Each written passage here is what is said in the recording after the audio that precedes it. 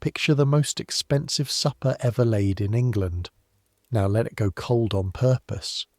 Add a king who will not come to table until nearly midnight, 100 wax candles dripping into the sauces while everyone waits, a sugar castle that took 4 days to build and will be destroyed in 4 minutes because that is the fashion, and a hall packed with the richest people in the kingdom, half of them too drunk to find their own mouths, and the other half quietly pushing the food away untouched.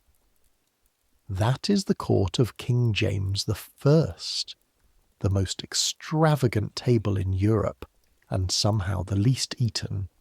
A place where one night's feasting cost more than a farming village earned in 10 years, where wine ran out of fountains in the street, where goddesses fell down drunk in front of 2-crowned kings, and where the guests, the actual invited guests, looked at what the King of England was serving them and said no. We're going back there tonight, not as ambassadors admiring the gold plate, not as clerks totting up the ruinous bills, though we will glance at those because the bills are part of the horror. We're going in through the kitchen door. 1 year, 1 person. Everything he carried, smelled, spilled, dodged and survived. So I make these history stories, and honestly I've given up trying to work out whether anyone truly sleeps to them, or whether you're all just gentle, strange souls who like drifting off to the sound of 2 kings drinking each other under the table, while a woman dressed as the Queen of Sheba drops a tray of cream and jelly into one of their laps. Either way, you're welcome here. Subscribe if you feel like it. Get comfortable. Here we go. One honest thing before we go down to the kitchens, because this channel keeps its accounts clean. The palaces in this story are real. The dates are real. The 2 kings, the drunken mask, the staggering virtues, the sour-faced knight who wrote it all down in a letter that still survives. Real, everyone, and I'll name my witness when we get to him. But the young man whose hands you're about to borrow is stitched together from the hundreds of real, unnamed servers who stood in those halls and carried those dishes and left no letters of their own. The rooms are real. The eyes are borrowed. I will always tell you which is which. The sugar castle is heavier than it looks, and it is dying in your arms. 4 of you carry it on a board the size of a door. You at the left front corner, your palms flat under the timber, your elbows locked, your spine doing arithmetic it was never taught.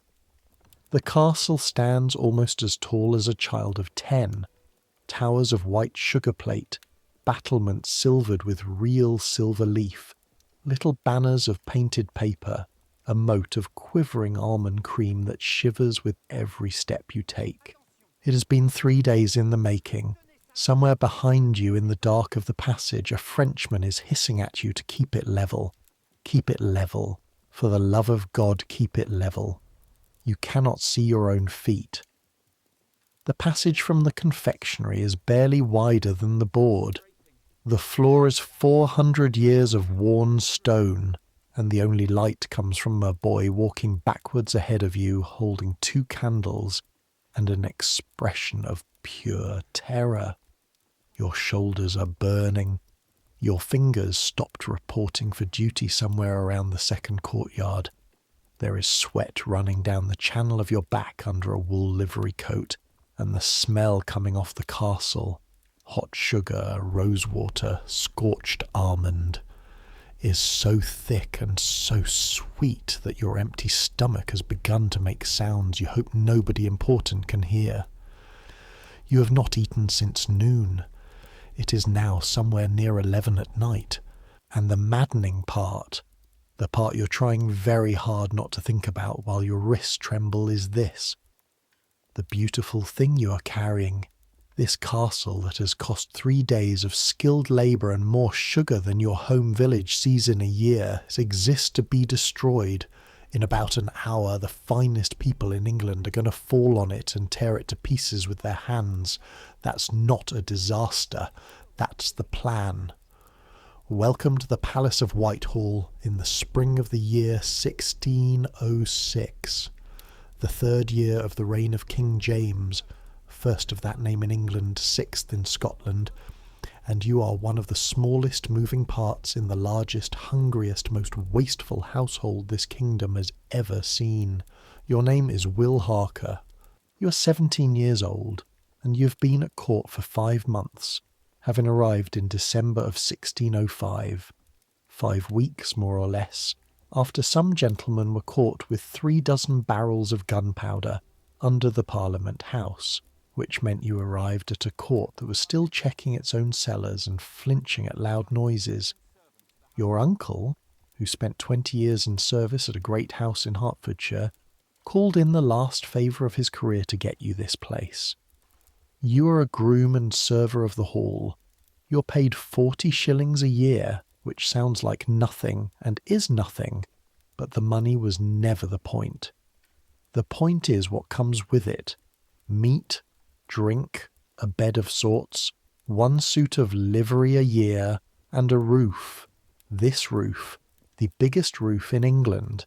And when I say the biggest, I need you to understand what Whitehall actually is. This isn't a palace the way you might picture a palace, one grand building with a gate. This is a town that swallowed a riverbank.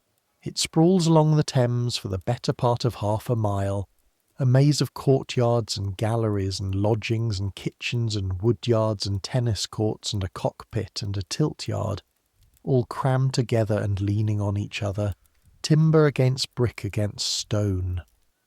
Men who claim to have counted say there are 1,500 rooms. Men who like round numbers say 2,000.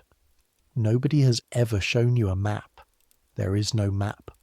You learn the place the way you'd learn a forest, by getting lost in it, daily, for your first month, and being cursed at wherever you came out. 1,500 rooms, and you sleep in a slice of one of them, in a garret over the woodyard that you share with 3 other servers, where the wind comes through the shutter like a thin blade all winter, and the whole room smells of green firewood, tallow, and young men who wash when they can, which is not often, and you are one of them, so you barely notice any more. Tonight you are not in the garret. Tonight the court feasts, and so tonight you are here, aching under a sugar castle in a stone passage, waiting for the doors of the great chamber to open. You can hear the feast before you see it. It comes through the wall as a single sound, the way the sea is a single sound. Hundreds of voices, the scrape of knives, a consort of vials soaring away somewhere underneath, and every few minutes a surge of laughter from the far end where the great folk sit. Laughter with wine in it, laughter that has been building since 7 o'clock. The doors open, heat and light roll over you like water out of a broken dam. Keep it level, walk.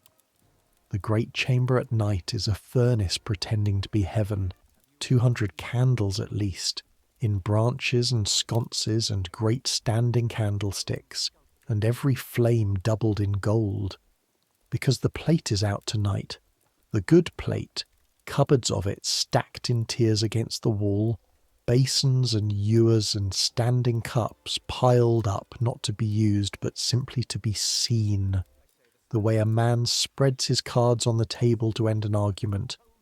The heat hits your face first, then the smell, roast meat and burnt sugar, ambergris and civet from the perfumed gentry, wine slopped into rushes, sweat under silk and candle smoke over all of it like a lid on a pot. You walk the castle down the length of that room at a slow processional pace, eyes forward, arms screaming, while the finest people in England glance at you the way they would glance at weather. Somewhere at the far end, under a canopy of state, is a stocky man in padded satin with a wine cup in front of him, and a new favourite beside him, and you do not look directly at him, because you have been taught not to, but you feel him there the way you feel a fire in a room. The King of England, Scotland and Ireland, who has been at his supper on and off since 9. You reach the long banquet board at the side of the chamber. On the count of the Frenchman's hissed trois, you lower the castle the last 6 inches. Slow, slow, and it touches down without a crack, and the moat of almond cream gives one final shudder and lies still, and 4 grown men nearly weep with relief in perfect silence.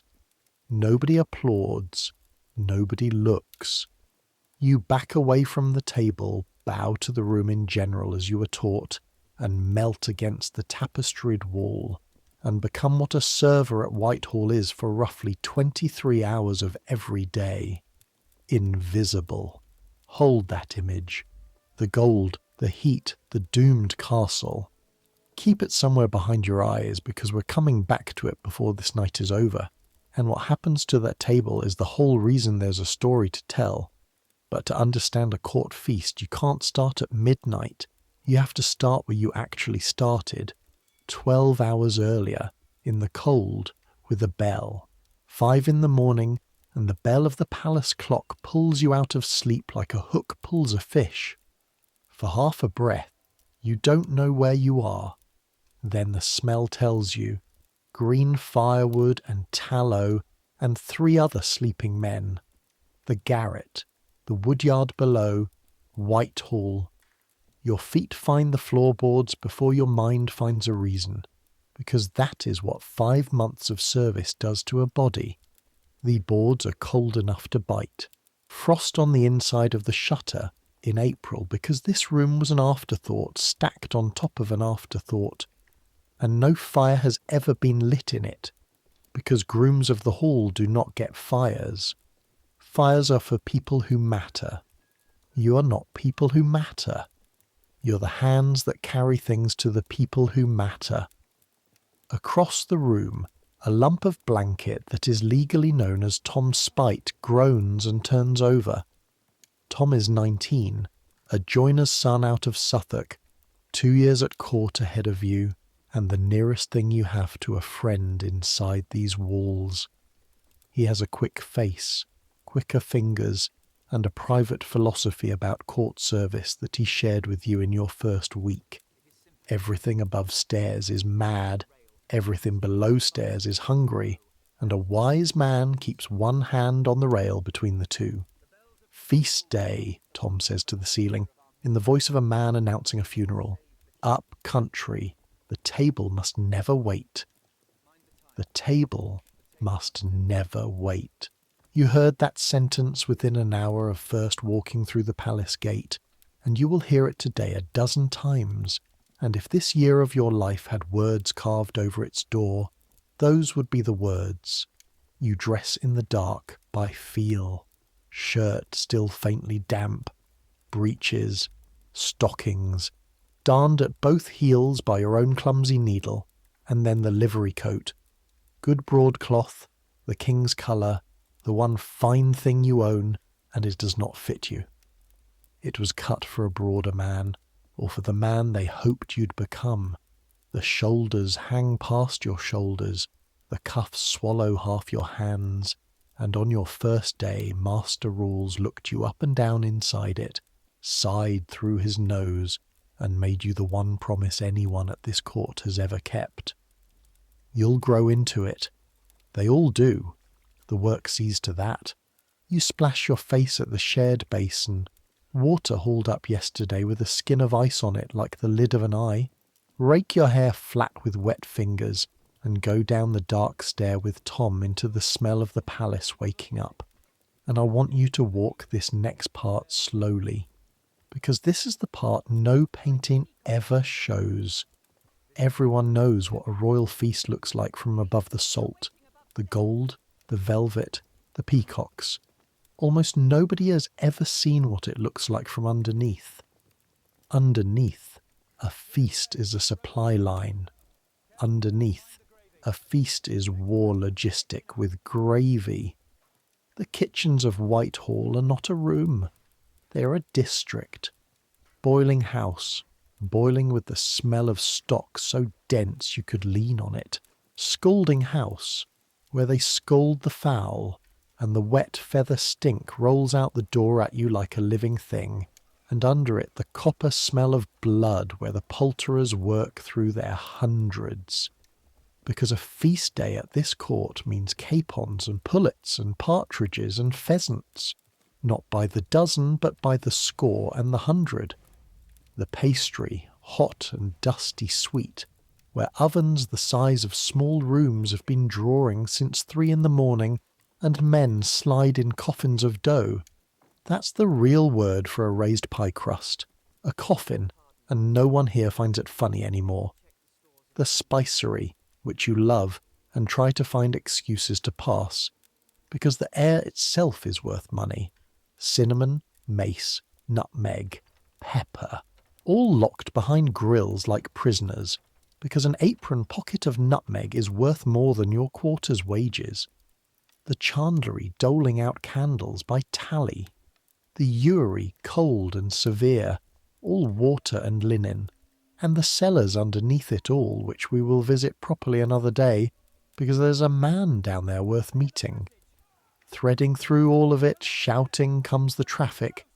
Turnbrooches and scullions black to the elbow, yeomen of the woodyard staggering under billets, sergeants bellowing for their under-officers, clerks, always, everywhere, clerks, moving through the chaos with their little books, writing everything down. Remember the clerks. At this court, the cooks answer to the clerks, and the clerks answer to a table covered in green cloth. And that green table, believe it or not, is where our story is quietly heading all year long. What the hall wastes, the green cloth counts. Say that one to yourself as well. What the hall wastes, the green cloth counts. You and Tom report to the hall, to Master Rolls. Edmund Rolls, yeoman usher, master of your working life. 60 years old or near it. Built like a door, with a face the colour of a ham, and pale, quick eyes that can spot a wine ring on a tablecloth from 30 feet in candlelight. He was born under King Henry, served his apprenticeship under Queen Mary, and spent the great years of his manhood as a server and usher in the household of Queen Elizabeth, a fact he mentions, on average, once an hour. When he is thinking, he digs 2 fingers into his waistcoat pocket and rubs an old worn sixpence, a thin silver coin with the old Queen's head on it, polished half smooth by 40 years of this exact habit. The young men joke that it's a charm. You suspect it is closer to a wound. This morning he has the linen out, and that means school. Cloths first, he tells the assembled grooms, as he tells you every feast morning, because repetition is his religion. A table is dressed like a lord. Under cloth, upper cloth, and the folds laid so. His huge hands move over the damask, and this is the strange secret pleasure of the man, that hands like a butcher's can fold linen the way frost folds a window. He damps, creases, presses, and up out of the flat cloth rises a shape, a scalloped, ribbed, pleated thing like a cockle shell, a napkin folded into sculpture, of a pattern he learned, he informs you again, for the old Queen's table 30 years ago, when napery was an art and a server was judged by his folds. The Scots lords laugh at it, he says, not looking up. Fold it anyway, fashions rot, linen keeps. He sets the cockleshell napkin at the head of the demonstration table and straightens it by a finger's width. A good napkin is the difference between a spill and a shame, lads. You may serve 20 years and never once be truly needed, but the one night the wine goes over the wrong lap, you will be the nearest man in the room to God. Carry a spare fold at your belt. I always did. You fold until your fingertips are raw at the creases.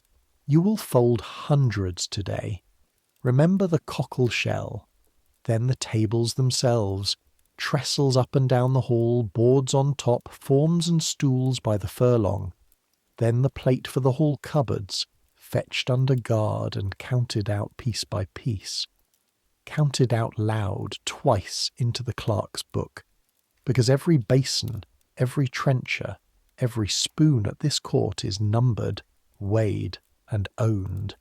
And here is your first piece of court arithmetic. So pay attention the way you paid attention when Rawls first said it to you. A silver trencher weighs about 12 ounces. Silver stands at near enough 5 shillings the ounce. That one plain dish you are holding, the one a drunk earl will wipe grease from tonight, is worth 60 shillings, a year and a half of your wages. If it goes missing on your watch, the green cloth does not shrug. The green cloth finds the last name against it in the book. Count it out, count it back. Your whole employment all year long lives inside those 2 counts. You're slow, Rawls says at your shoulder, as he says every morning. You're not slow. You've learned not to argue. He moves on down the line, 6pence hand in his pocket, and Tom catches your eye and mouths the next words along with him as the old man delivers them to the hall at large. Serve and be unseen. The best server in England is the one nobody remembers was in the room. Breakfast, when it finally happens standing. A hunk of yesterday's cheat bread and a horn cup of small beer, your daily bouge of court, taken in the passage outside the Ewery in roughly 90 seconds, because it is a feast day. The court is full. The Danish ambassador dines, the council dines. Everyone who can claim a table dines. And the table must never wait. Somewhere in the middle of that morning, on your 3rd or 4th errand, you pass the confectionery, and that is where you first properly meet Nan. The confectionery, the sugar house everyone calls it, is a low warm room off the spicery that smells like the inside of a dream. Boiling sugar, rose water, orange peel, gum dragon, hot metal. It is ruled by Monsieur Bonnel, a small furious Frenchman with burn-scarred forearms, and the temperament of a man permanently 3 hours behind, who came over, he will tell anyone, because English lords pay double for French sugar work and understand it half as well. Under him work 2 boys and 1 girl. Nan Tilney, 15, small and quick, a knife cut of a girl with sugar burns up both wrists like a constellation, who was born in the fishy end of Westminster, and who can, when Bonnel isn't looking, pull molten sugar into a bird's wing so fine you can see candlelight through it. This morning she's finishing the last tower of the castle you will nearly die carrying tonight, and when you stop in the doorway to gawp, she talks to you without turning around. Don't breathe on it. You'll fog the silver. How long did it take? 3 days, 4 with the moat. She sets a paper banner on the tower with tweezers steady as a surgeon, and tonight they'll smash it in less time than it takes to say a grace. You think you've misheard her. You say so.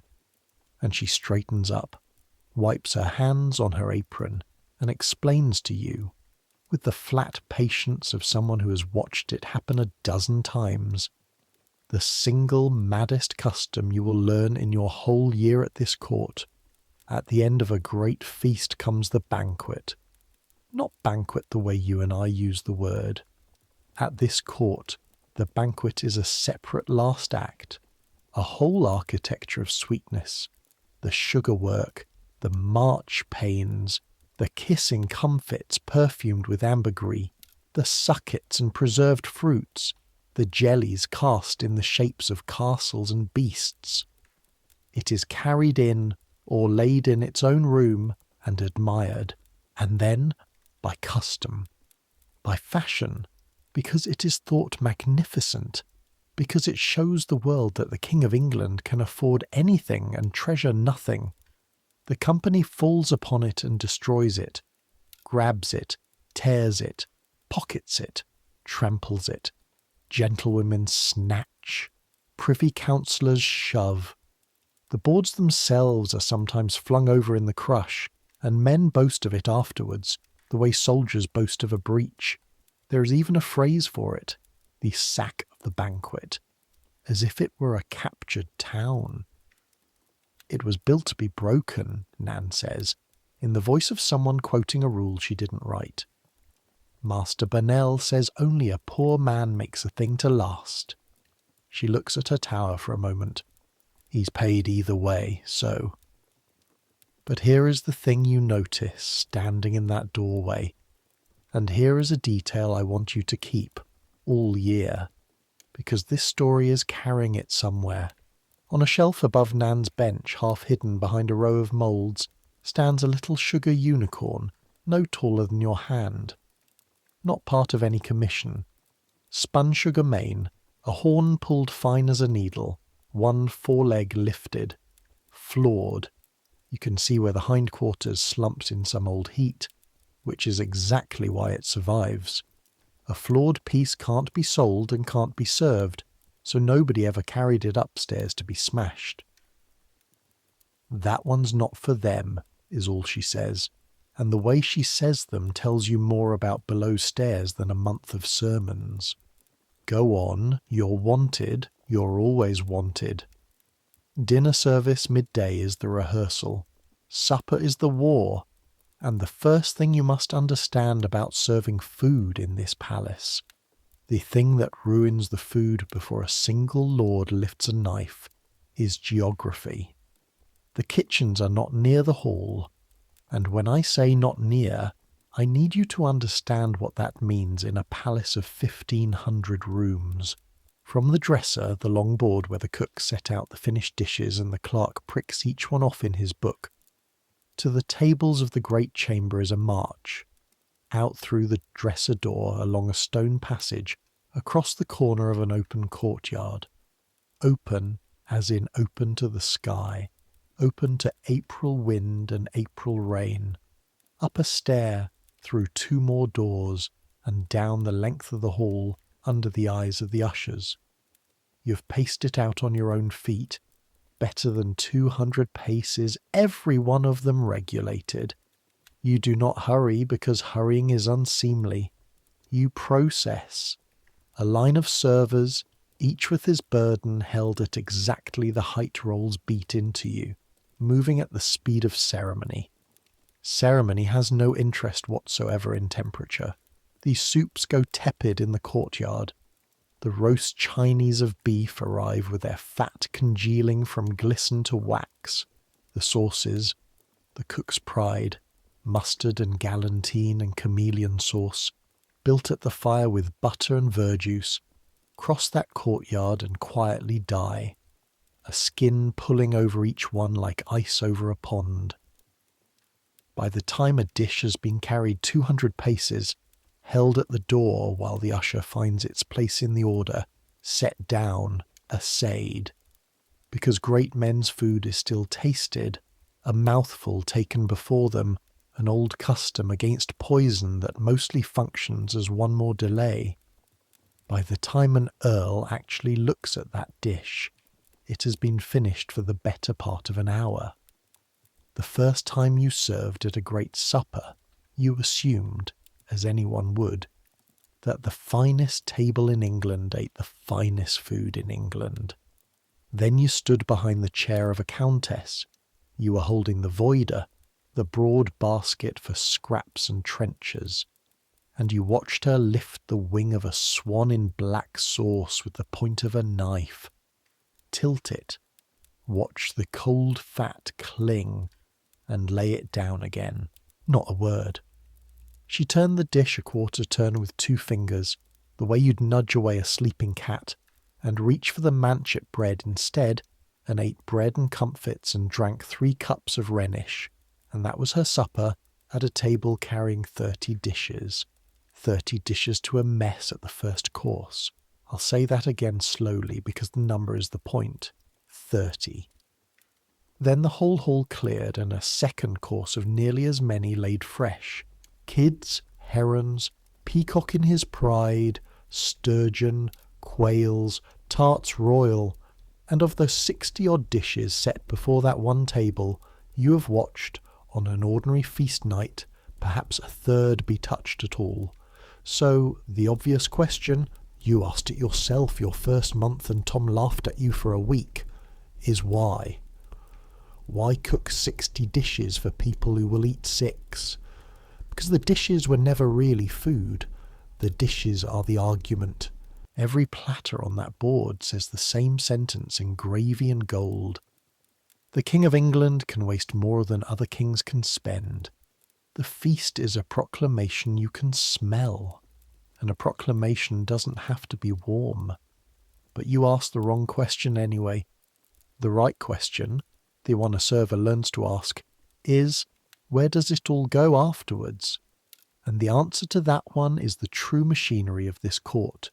So watch closely while we clear. The dishes come off the great tables barely wounded. A carved slice gone from the chine, one wing off the pheasant, the peacock redressed in his own feathers with his tail spread like a fan, often entirely whole, because peacock is famously tough eating and everyone knows it. The same bird, Tom swears, has gone up to the board 3 nights running. Redressed each time, admired each time, refused each time. Rolls neither confirms nor denies this, which from Rolls is confirmation. What comes back travels down the palace like water finding its level. The best of the leavings go to the officers' tables. The clerks, the chaplains, the gentlemen ushers dine on what the earls refused. What they leave goes to the grooms and pages.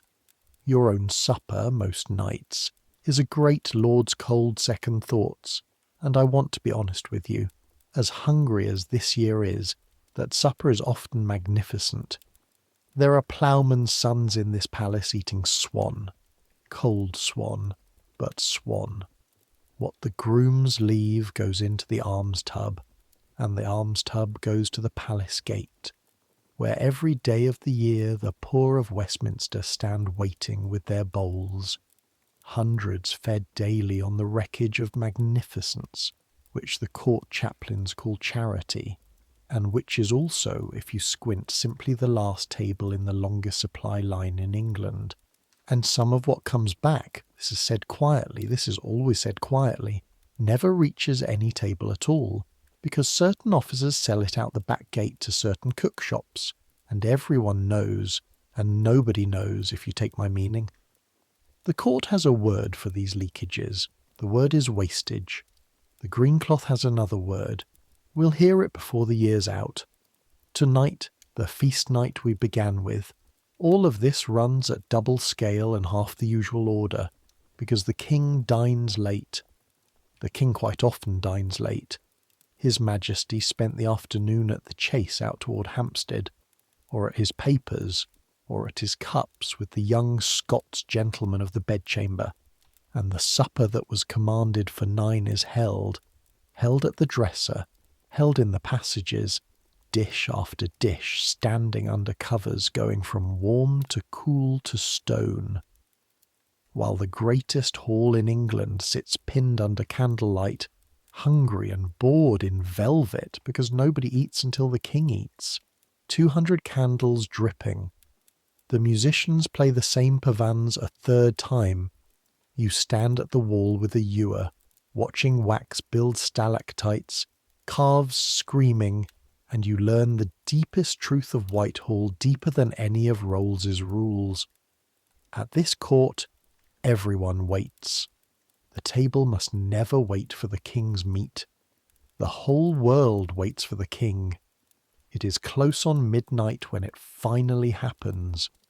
The stir at the great doors, the guard grounding their halberds, the whole hall rising in a rustle like a field of barley standing up. And the strange small man for whom 400 people have been holding their breath comes through, talking, one arm around the neck of a young gentleman, and takes his place under the canopy. And the ruined supper is served at last with total ceremony. cold as charity, and is barely eaten, and nobody says a word about it, and the argument is won again. And then the banquet, then the castle. The company flows from the tables toward the long board where Nan's 3 days of work stands glittering. Towers, banners, silvered battlements, the almond cream moat, and for the space of maybe 20 heartbeats, it is the most admired object in the kingdom.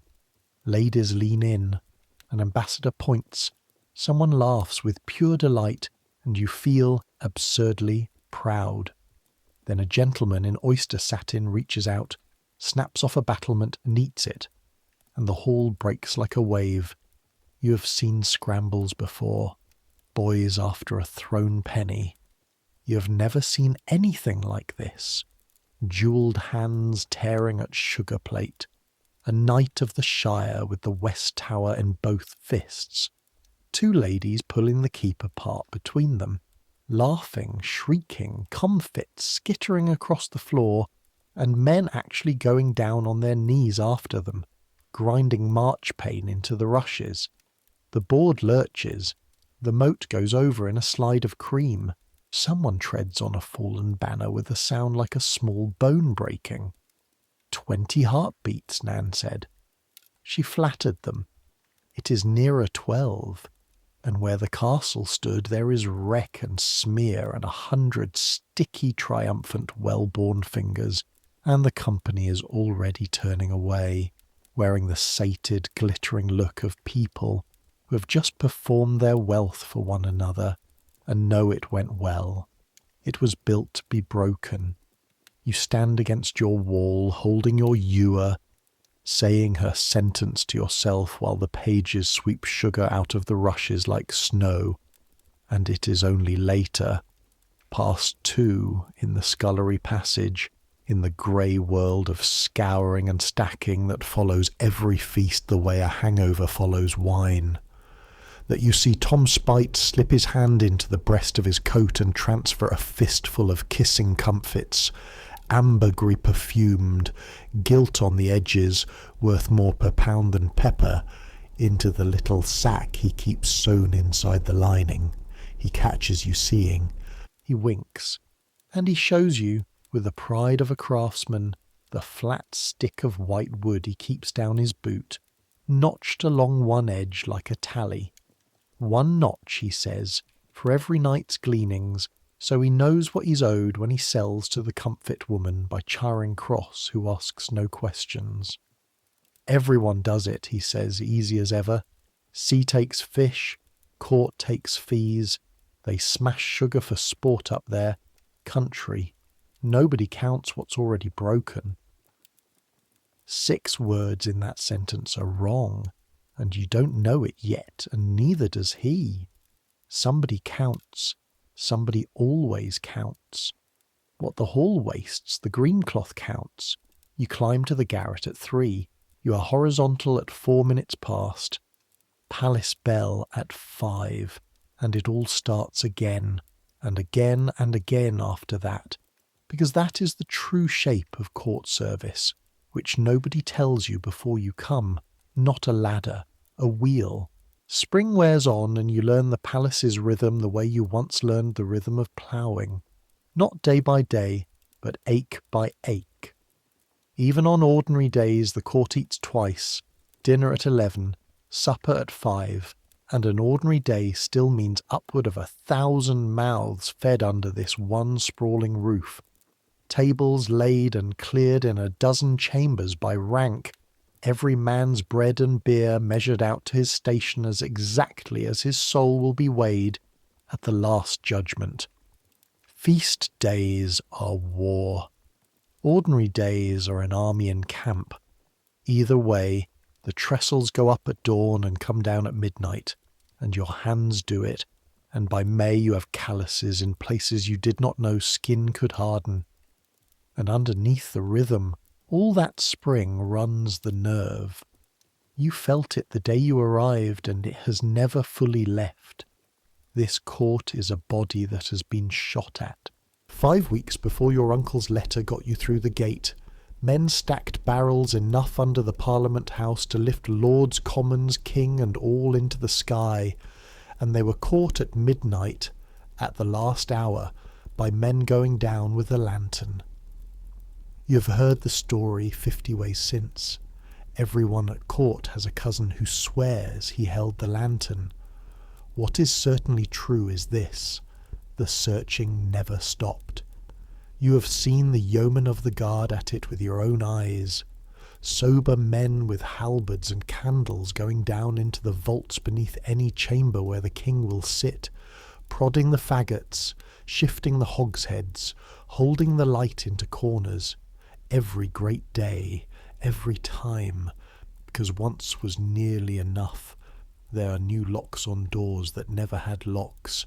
The king, they say, sleeps badly, and wears his doublets quilted thick enough to turn a knife. And that one you believe, because you have carried linen past the bedchamber lodgings and seen the padded things laid out like armour that has given up pretending to be anything else. He startles at sudden noise. A court is a theatre. This one keeps checking under the stage. In January, you had been here barely 7 weeks. They finished the business. You were sent to Westminster with a message on the last morning of the month, and the streets were already filling. Prentices on the rooftops, a scaffold built up high in the old palace yard so that everyone might see what was done to men who would have blown a king into the weather. You understood what day it was. You delivered your message by the long way round, and kept your eyes on the cobbles, and came home. You heard the crowd twice through the walls like the sea. Some things a man can choose not to watch. You chose. Tom called you soft for a week. Rules heard him say it once, said nothing, and gave Tom the candle trimming for a month, which at this court is how a sermon is preached. I lay that down plainly now, before we go a step further, because it is the flaw under this whole glittering year. Every feast you will carry this summer, every fountain of wine, every goddess who falls down drunk, happens in a palace that is still flinching. Hold on to that. It will matter on the maddest night of the year, when a sour-faced knight goes looking for the strangest possible words to describe what he is watching. 2 kings do to themselves, and the words he reaches for, of all the words in England, are about blowing up. It is the middle of May when you finally get down into the cellars, and like most doors that open at court, this one opens by accident. A hogshead of Gascon wine has come up to the buttery bar short, broached, or leaked, or lied about, and the clerk wants a tally confirmed against the cellar book before dinner, and every yeoman with rank enough to refuse the errand has refused it, which is how it lands on you. Rolls hands you the tally stick and 2 words of advice. Speak small, he says. Gervase has buried better men than you. You go down the cellar stair, and when I say down, I need you to understand what down means at Whitehall. This isn't a cupboard under a kitchen. The wine cellar is a buried hall, stone-vaulted, pillared, cold as a church in Lent, running away into darkness on either side of a single spine of lantern light. The cold hits your shins first, oddly, then your teeth, and the smell is like nothing above ground. Wet stone and oak, tallow smoke, vinegar sharpness at the edges, and under it all wine itself. Not the smell of a spilled cup, but the deep, breathing, purple smell of hundreds of tons of it lying asleep in the dark. A smell so thick it has a temperature. Barrels to the roof, butts and pipes and hogsheads chocked in ranks like ordnance, chalk marks on every head, and moving down the ranks with a candle held low, an old man in a leather apron, tasting cup on a chain at his belt, tapping each cask with one knuckle, and listening the way a physician listens to a chest. Gervase Poole, yeoman of the King's Cellar. 66 years old, a boy in this same cellar back in Queen Mary's day, 50 years under the river damp, with a face like a walnut and hands stained to the wrist so deep and so permanently that the purple has become a kind of skin. He takes your tally without a word, sets it against his book, finds the fault, a cooper's mark misread, no thief today, which seems to disappoint him slightly. And then, because you cannot help yourself, because 5 months at this court have taught you manners but not cured you of your eyes, you're caught staring down the long dark avenue of casks the way you stared at the sugar castle. Count them then, he says. Everyone wants to. Go on. You cannot count them. The dark takes the far ranks. He knows it. That is the whole point of the invitation. A ton, Gervais says, holding his candle to the nearest monster, a cask taller than you are, is 250 gallons and 2 over. The court drinks them by the 100 in a year. Hundreds, boy, and that's the wine alone. Never speak to me of the beer. The beer is an ocean, and I thank God it is not my ocean. Gascon there. Rhenish for the ladies, and don't you believe it's weaker. And this rank here. He walks, and the candle walks with him, and his voice changes very slightly, the way a man's voice changes when he arrives at his own subject. This rank is the fashion. Sack from Jerez, Canary, Muscadine, Malmsey, sweet wines, strong wines, wines with sunshine and sugar in them, wines that go down like a kindness and stand up in you like a soldier. The old fashion was claret with your meat. The new fashion is sweetness and strength, and more of both, and then more. He draws a thimbleful of sack from a spile hole into the tasting cup and hands it to you. The first thing anyone at this court has ever simply given you. And you drink it, and it is astonishing. Honey and heat, raisins and pepper, a swallow of golden weight that lands in your empty stomach like a coal wrapped in silk. That, Gervais says, watching your face, is why the gentleman cannot stand up after supper. It doesn't taste like drunkenness coming.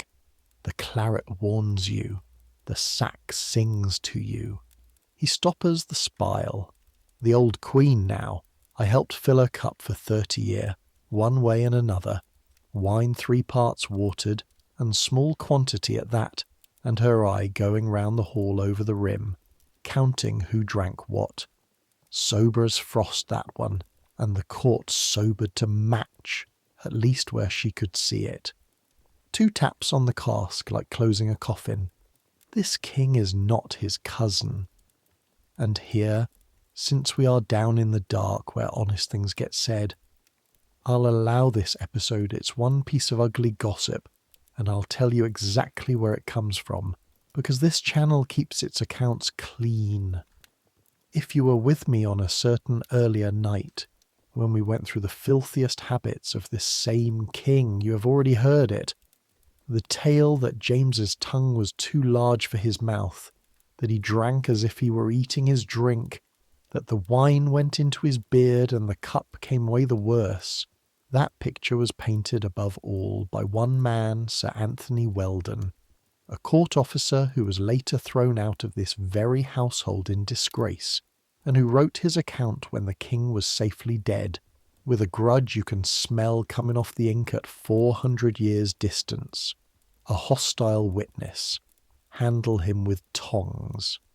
So, one nod to the dribbling cup because you'd wonder if I skipped it, and now we set it down again.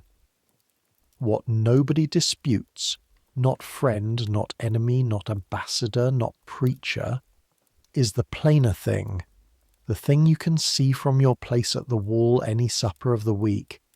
At this court the drink is sweet, the drink is strong, the drink is endless, and the king's table sets the king's fashion. You see the fashion's harvest nightly now. Gentlemen who came to table in glory carried from it like furniture, a lord asleep sitting upright, wine cup still in his hand, his servant standing behind him, serve and be unseen, waiting for the exact moment to catch the cup before it tips. Ladies laughing half a note too high, steadied by their women in the galleries. Nobody calls it disgrace. That is the part that took you longest to learn. It is not a scandal here. It is the weather. Mark this, boy, Gervais says at the foot of the stair, taking the tally back. He looks at you with his walnut face folded into something that is not quite a smile. Upstairs they will tell you the court runs on honour. Down here you can measure what it truly runs on by the gallon in the dark. A cellar never lies. You can read a rain in its lees. He turns back to his ranks of sleeping barrels. This one reads sweet, and it reads deep. Now get up to your dinner. You will be back down that stair before midsummer, and so will half the officers of the household, and the reason is already on the sea. But the court does not know it yet, and neither do you. June comes in warm. The court shifts down the river to Greenwich as it does. The palaces must be aired and sweetened in turn, a thing you never knew until you helped do it. A great house is like a fire. It must be raked out or it chokes. And at Greenwich, late in the month, the bells give one bright morning of ringing, and then stop. The Queen is delivered of a daughter, a little princess. The baby lives one day. They name her Sophia, and they bury her small, and the Queen keeps her chamber white and quiet, and for a week even the buttery bar keeps its voice down. You're Lafontaine, and you understand nothing any of it, except that grief in a palace behaves exactly as grief behaves in a village, only with more doors between the weeping and the work. The work, of course, goes on. The table must never wait, and it is into exactly that hush, a morning court, a flinching court, a court up to its chin in debts we will count before this story sleeps, that the news arrives in the first days of July, moving through the household the way fire moves through a hayloft.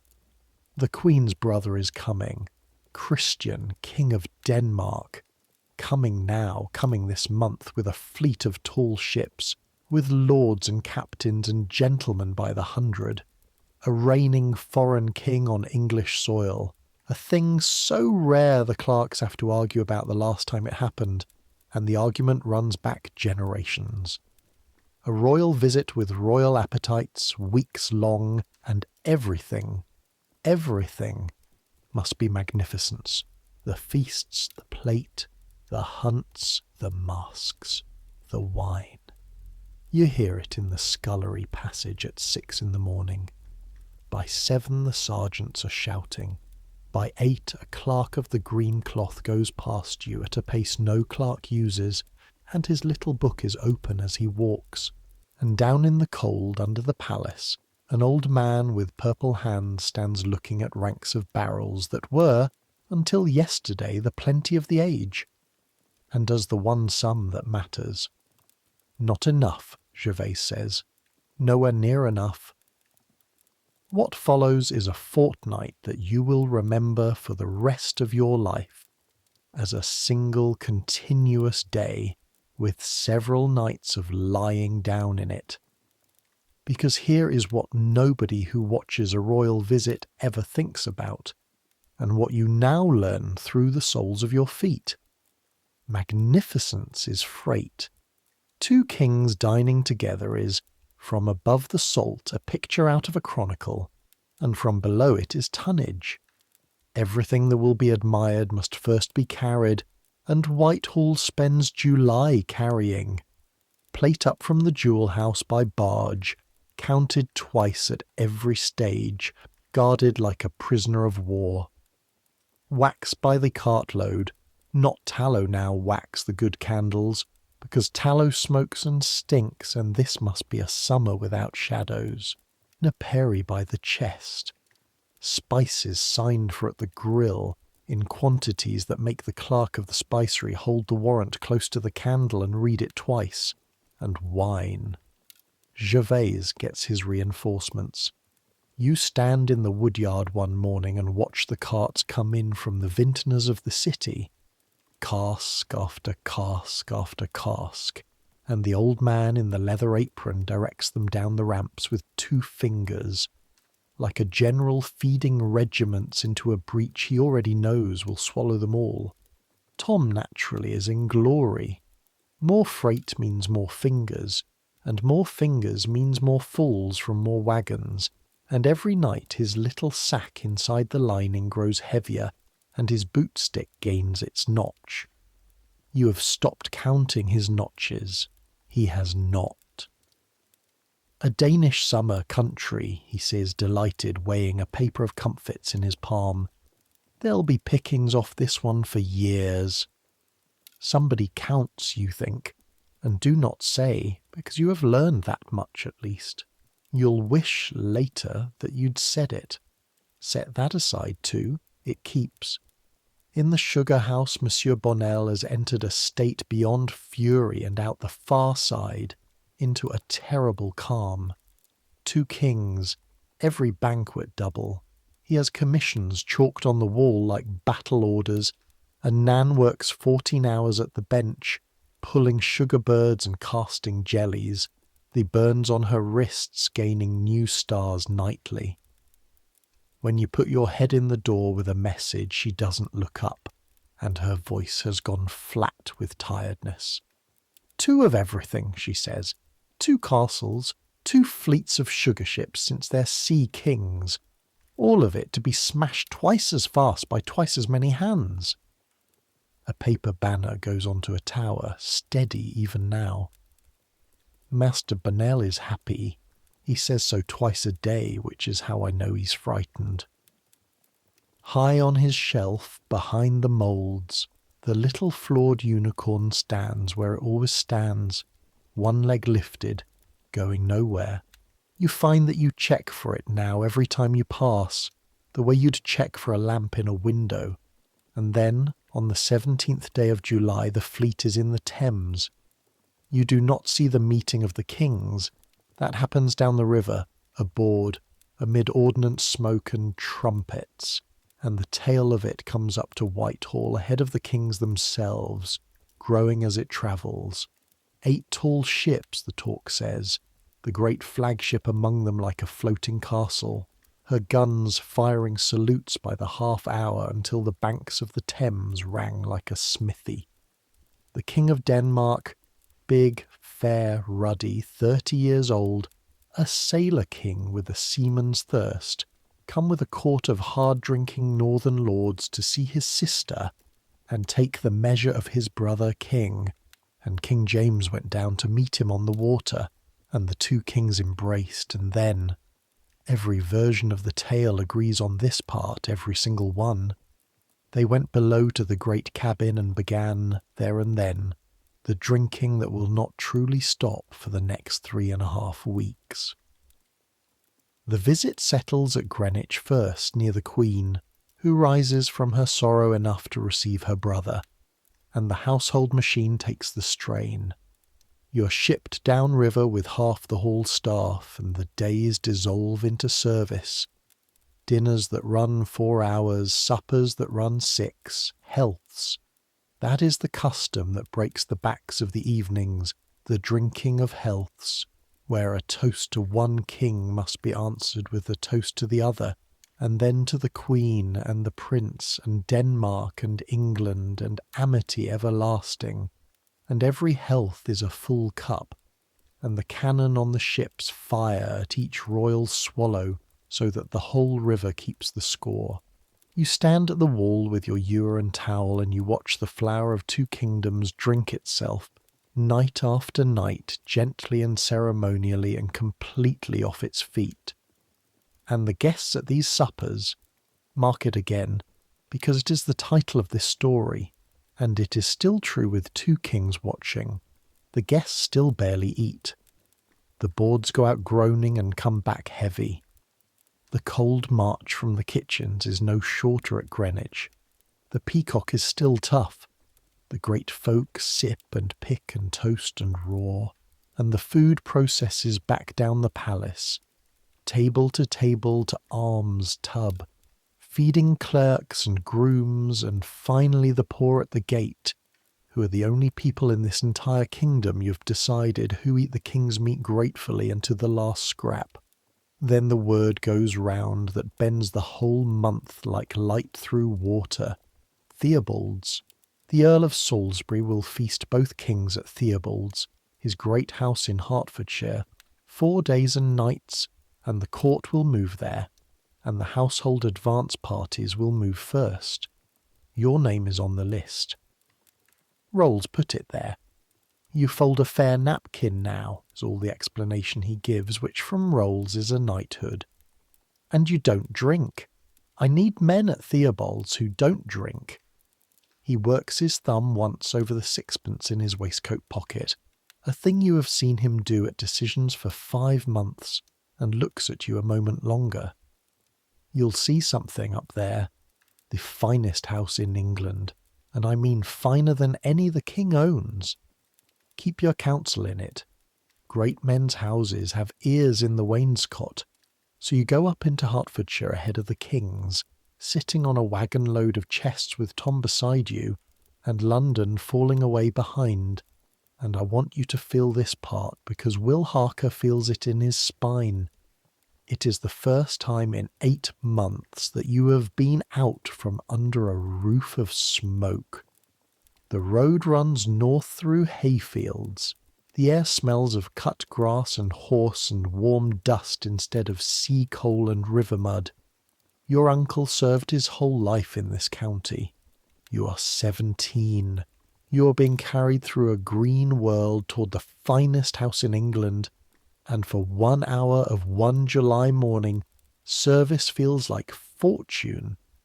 Then you see Theobald's, and your ideas about what money can do, already twice enlarged this year, are enlarged again. Whitehall is a town that grew. Theobald's was imagined, conjured whole out of one family's power, old Lord Burghley's palace of brick and glass built to entertain the old Queen, and left to his son Robert Cecil, Earl of Salisbury, the small, crook-backed, unsleeping man who runs England's business and reads England's letters, the man who, the whole kingdom knows the story, took the warning whisper about the gunpowder and pulled the thread that unravelled the plot. His house now, towers at the corners with gilded vanes, ranks of windows flashing like drawn-up cavalry, gardens within gardens, a park with deer beyond counting, fountains, walks, a little river led about the grounds by art. Even the household offices are handsome. Even the woodyard is swept. Inside it is a house built for exactly what is about to happen to it. Show. There is a gallery painted end to end with great trees, one for every shire of England, the arms of its gentlemen hanging in the branches like fruit, a whole kingdom made into an orchard along one wall. And in the hall, where you will serve, the ceiling is made into a sky. You stand under it on your first evening with your neck bent back like the country boy you're trying not to be. The signs of the zodiac worked across a vault of blue, stars set in their places, and machinery. The older servants of the house swear it, and travellers who saw it wrote it down, by which a sun could be made to run his course across that painted heaven while the guests dined below. A clockwork sky over the supper table. The house of a man who keeps the real heavens, you suspect, equally well informed. 4 days, says the Theobald's usher who walks you through it, a Hertfordshire man with the calm of the doomed. Both kings, both courts, all comers. My lord has commanded that nothing be wanting. He says nothing be wanting the way other men say God help us.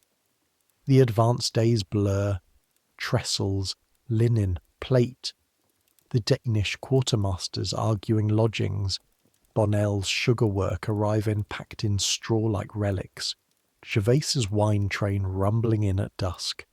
The old man himself rides up with it, refusing to trust the sweet wines to any hand but his own, and takes possession of Salisbury's cellars with the courtesy of an occupying power. And on the evening before the kings come, you find the stair nobody has forbidden you, and you go up onto the lead of the roof, alone, to breathe. And this, from the roof of Theobald's in the last light of a July evening, is what England looks like, green to every horizon. The park spread out below you like a counterpane, deer moving across it in slow herds, the fish ponds catching the sky, the gardens laid out in knots you can only read from up here. Patterns meant, you suddenly understand, for exactly this view, for the eyes of the few who stand on roofs. The London road runs way south, a pale ribbon with the dust of the last supply carts hanging over it, gold in the low sun. Somewhere down that road, Whitehall, the river, the smoke, the gate where the poor queue with their bowls. Tomorrow, up that road, 2 kings and the maddest night of the age, though you cannot know that yet. The vanes creak on the towers. Swallows are hawking gnats below your feet, below them, which is not a way you have ever seen swallows before. You're one boy on one roof, 17 years old, 40 shillings a year, holding a stolen quarter hour above the finest house in England, barely a cog in the vastest household machine this kingdom has ever built. But you are here. You are in it. From up here you can see the whole shape of the engine you serve. Park, garden, road, larder, cellar, hall. A machine the size of a county, built and provisioned and gilded and mortgaged for one purpose above all others: to set a table no one will eat. You go down before the light fails, the stair swallows you, and the next day in the afternoon, with trumpets on the wind and dust rising off the London road like the smoke of an advancing army, the kings come to Theobald's. 4 days, the usher said. What actually happens at Theobald's in those 4 days of high summer, 1606, is this. The greatest house in England is fed, feet first, into a furnace of hospitality, and everyone claps. The kings hunt in the mornings, or the mornings are spoken of as hunting. What you see is a park full of horns and hounds and gentlemen sweating claret through their shirts, and deer driven to the kill, past a standing where 2 crowned men shoot in comfort with cups within reach. The heat is thick. The flies are biblical. By noon the hunting is dining, and by evening the dining is drinking, and the drinking does not so much end as relocate. Healths in the hall, healths in the gardens, healths, you hear, in the bedchamber itself, the last men standing toasting amity with the candles guttering. A knight who is present in those rooms, hold on to him, we will need him within the hour. We'll write to a friend that the ladies too are swept along in it. That wine in those days at Theobald's occupied everyone, and that those who went down simply lay where fortune left them. You believe it because you are the one stepping over them. That is what your service has become by the second day. You and the other sober hands moving through the wreckage of gentility with trays and towels, silent, expressionless, hauling the fallen out of the passages so the next course can get through. Serve and be unseen. There has never in your life been so much to not see, and still, say it once more because at Theobald's it reaches its perfection, the food itself comes back untouched. Salisbury's kitchens and the royal kitchens together lay on boards that would make the chronicles blush. Fat venison out of the very park it grazed yesterday. Herons and godwits, sturgeon and quail, tarts royal, jellies in the shapes of the two kings' arms trembling side by side. It goes up hot. Theobald's kitchens are close. The house was built by a man who thought of everything, and it comes back cold all the same, because nobody at that table has eaten seriously in days. They are drinking their suppers. A server scrapes 30 noble dinners into the voider basket every night, while the gentlemen who refuse them call for more canary. Down the chain it all goes, officers, grooms, alms tub. The poor of Cheshunt parish eat like aldermen for one astonishing week, and will talk of it for 30 years.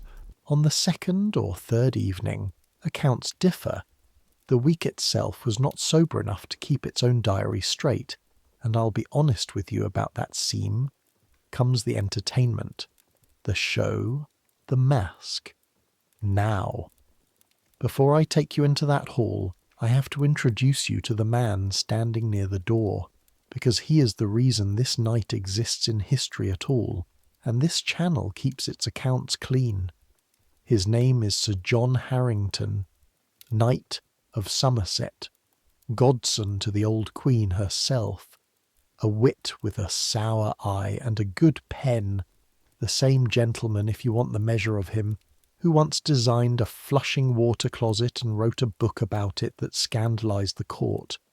He is at Theobald's that summer, watching everything, and shortly afterward he sits down and writes a letter to a friend describing what he saw. That letter survives. 400 years later you can read it, word for word. Nearly everything I am about to show you comes from it, and where the letter is the only witness, I will keep to the letter. A sour witness, mind. Harrington is out of favour, out of pocket, and out of patience with the new reign, and he is writing partly to say in my day things were done better. Salt his testimony accordingly. But he was in the room, and he names what he saw, and what he saw was this. After supper, before the two seated kings, is presented a device, the Queen of Sheba coming to King Solomon. You can hear the compliment groaning from here, Solomon being James's favourite mirror, the wise king, the peacemaker. A lady of the court, robed and jewelled as Sheba, is to ascend the steps of the dais and present precious gifts to the two majesties. The hall is candle-bright and swaying. You are at the wall by the lower door with a towel over your arm and a spare fold of napkins at your belt. Because Raoul's trained you, and Raoul's training is about to matter, the consort strikes up. The Queen of Sheba comes forward in her glory, bearing her tray of offerings. Harrington will inventory them for eternity. Wine, cream, jelly, beverage, cakes, spices, good matters all. And she begins to mount the steps to the canopy, and she forgets the steps. Her foot misses, the tray tips, and the whole quivering cargo, the cream, the jelly, the cakes, the spiced wine, the entire sweet freight of the Orient, goes into the lap of the King of Denmark. The hall makes a sound you have never heard from the quality, a single great swallowed gasp, half horror, half joy. His Danish Majesty sits crowned in candlelight with jelly sliding down his royal knees. The lady is mortified into stone, and this is where your night, your training, your 5 months of folding arrive at their meaning, because the nearest men in the room to God are the servers with cloths, and you are one of them. You're across the floor before thought, kneeling in cream, and the fold comes off your belt, scalloped and ribbed and pleated, rolls his own cockle shell, and it opens in your hand the way it opened under his hands in the grey light of 100 mornings, and you and 3 other silent men wipe down a king. Napkins and towels, Harrington writes, made all clean. That line in his letter, that is you. That is the closest a groom of the hall will ever stand to the chronicles. 4 unnamed words, made all clean, and you inside them with your heart going like a drum. The Danish king takes it. You will grant him this forever, like a sailor. He is up dripping, laughing his great northern laugh, and he will dance. He rises to dance with the Queen of Sheba, spilled gifts and all, and then he falls down, wine and majesty together in one man's legs, and the legs resign, before both courts, before his brother king, before God and the clockwork heaven of Theobalds. The King of Denmark goes down and, Harrington's own astonished words, humbles himself before her. There is no laughter now. There is the particular roaring silence of 200 people, all deciding at once that they did not see what they saw. The gentlemen of his chamber are there at a moment. He's gathered up streaming cream and jelly, and carried through the hall to an inner chamber and laid on a bed of state, which is, Harrington notes with an accountant's cruelty, not a little defiled with the presence of the Queen which had been bestowed on his garments. They carry him past you close enough to smell sweet wine, sweat, ambergris, cream turning in the heat. The doors close on a bed nobody will envy the laundering of. And here is the detail that tells you everything about this court, this year, this reign. The show goes on. The entertainment and show went forward. Harrington again, and you can hear him not believing his own pen, and most of the presenters went backward or fell down. Wine did so occupy their upper chambers. The device calls now for the coming of hope, faith, and charity. 3 ladies in rich attire, each with a speech for the king. Hope enters. Hope opens her mouth. Hope discovers that wine has been there before the poetry, tangles her speech, abandons it, and withdraws. With an apology the hall barely hears. Faith follows, and Faith, Harrington swears, left the court in a staggering condition. Charity. Charity alone holds the floor, delivers what she can, covers for her sisters like a veteran, makes a curtsy, and goes down to find the other 2 theological virtues sick and spewing in the lower hall. That is not my joke. That is a knight of the realm in a private letter, reporting the location and condition of Faith and Hope, sick and spewing in the lower hall. You know it is true in every particular, because the lower hall is your country, and you are one of the men who fetches the pails. Victory comes next, in bright armour, presenting a sword to the king, and Victory's legs are going even as her verse does. After much lamentable utterance, she is led away like a silly captive and put to sleep it off in the outer steps, and last comes Peace. Peace enters holding her olive branch, sweet emblem of the amity of kingdoms, and finds her way to the king blocked by the crush of her own attendants.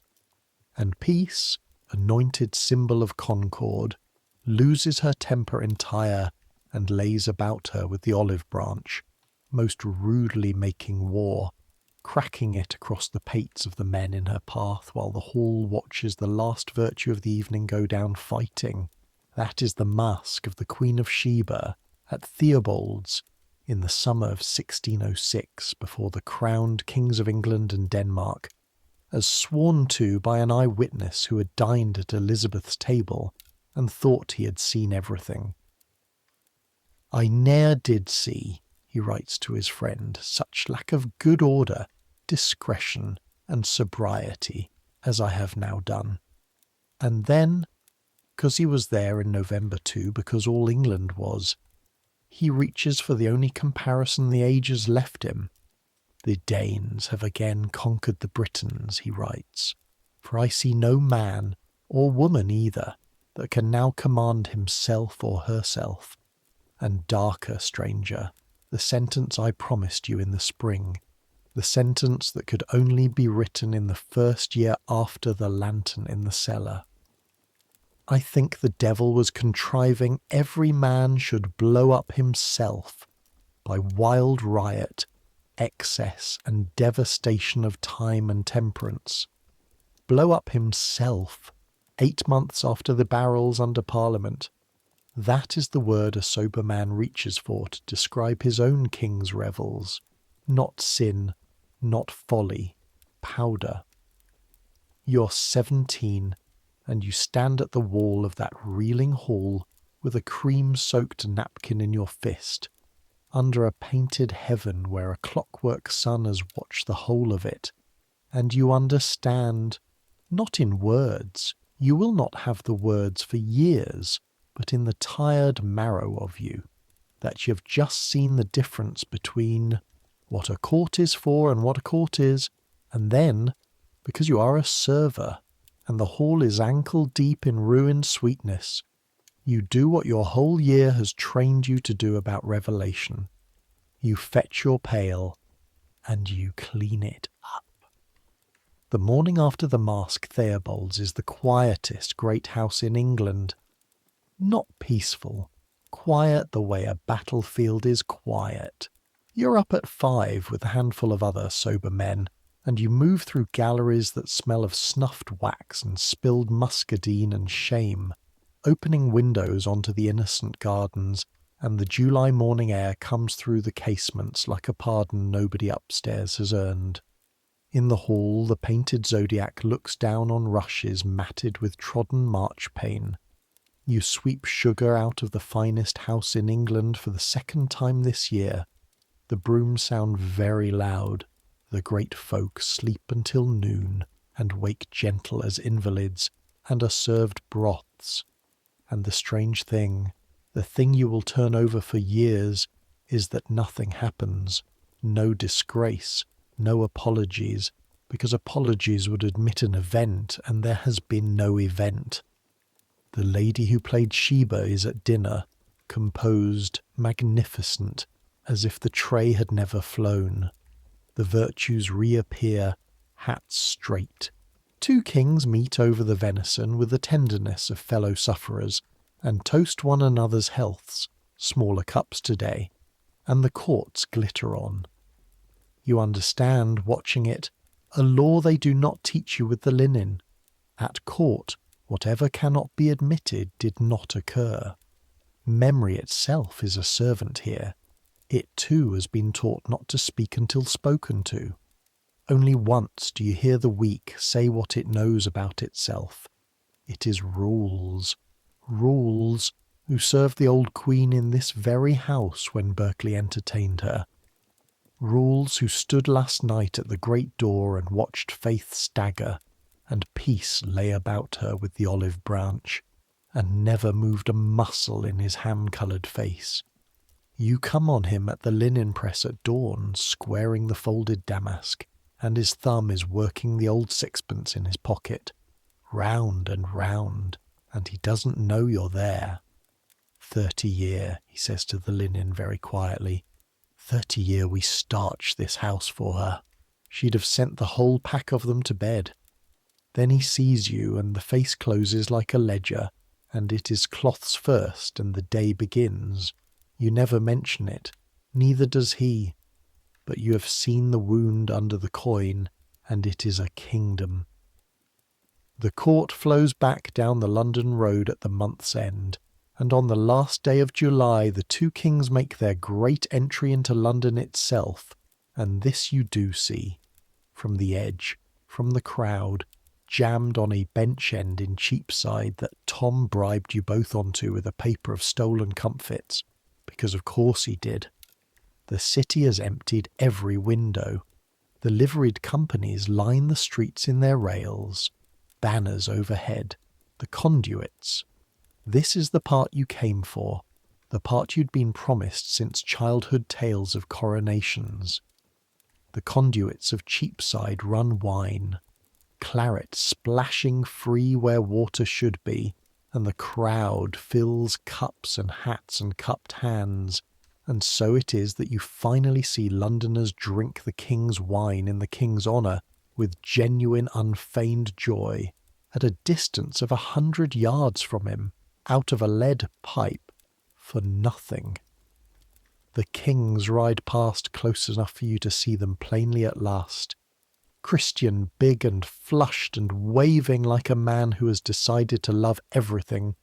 James hunched a little in the saddle even now, eyes moving, always moving, along the rooftops and windows, a man who has been shot at, riding through the loudest crowd in Europe and visibly counting its hands. Cannon from the tower, walking their thunder up the river, bells from 100 steeples, Tom eating comfits with his feet swinging, shouting himself hoarse for pure pleasure of the noise. You cheer too, you surprise yourself.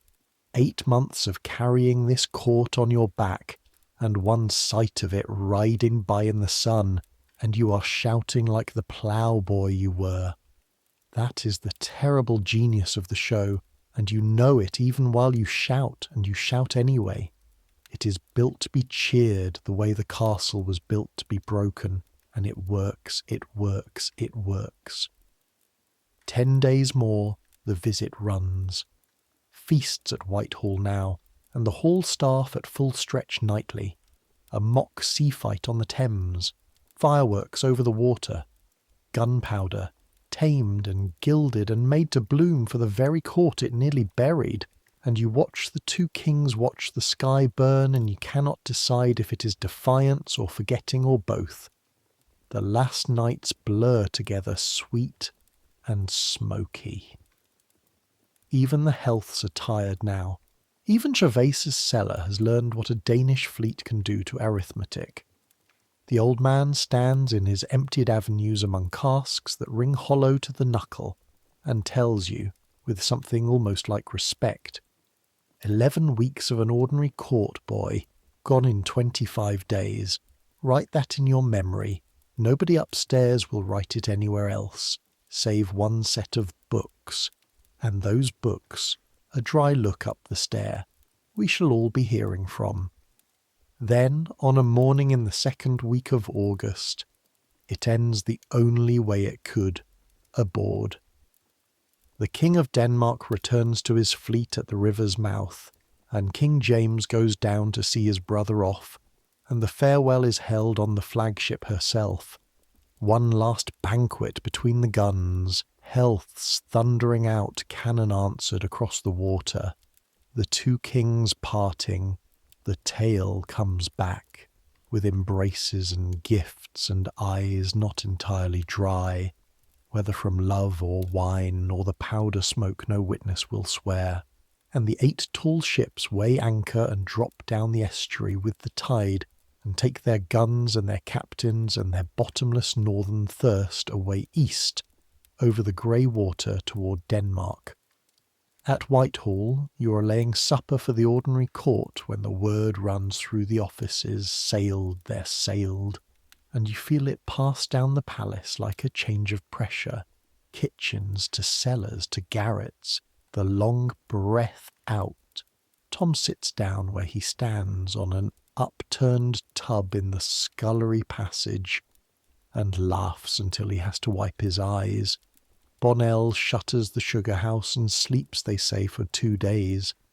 That night the hall serves 14 dishes to a mess instead of 30, and it feels like fasting. And the leftover chine comes down to the groom's table, almost warm, the shortest supply line you have eaten off in a month, and no meal of your year tastes better, and you are asleep in the garret before full dark like a man dropped down a well. The Danish summer is over. Now comes the part of every feast that you know better than anyone alive who wasn't holding the pail. Now comes the clearing up. August goes out slow and golden, and the palace, for the first time in your service, is almost empty. The king is away hunting. The king is very often away hunting. It is the one appetite in him that outruns the table. And a thin ordinary court keeps house at Whitehall, and the machine idles.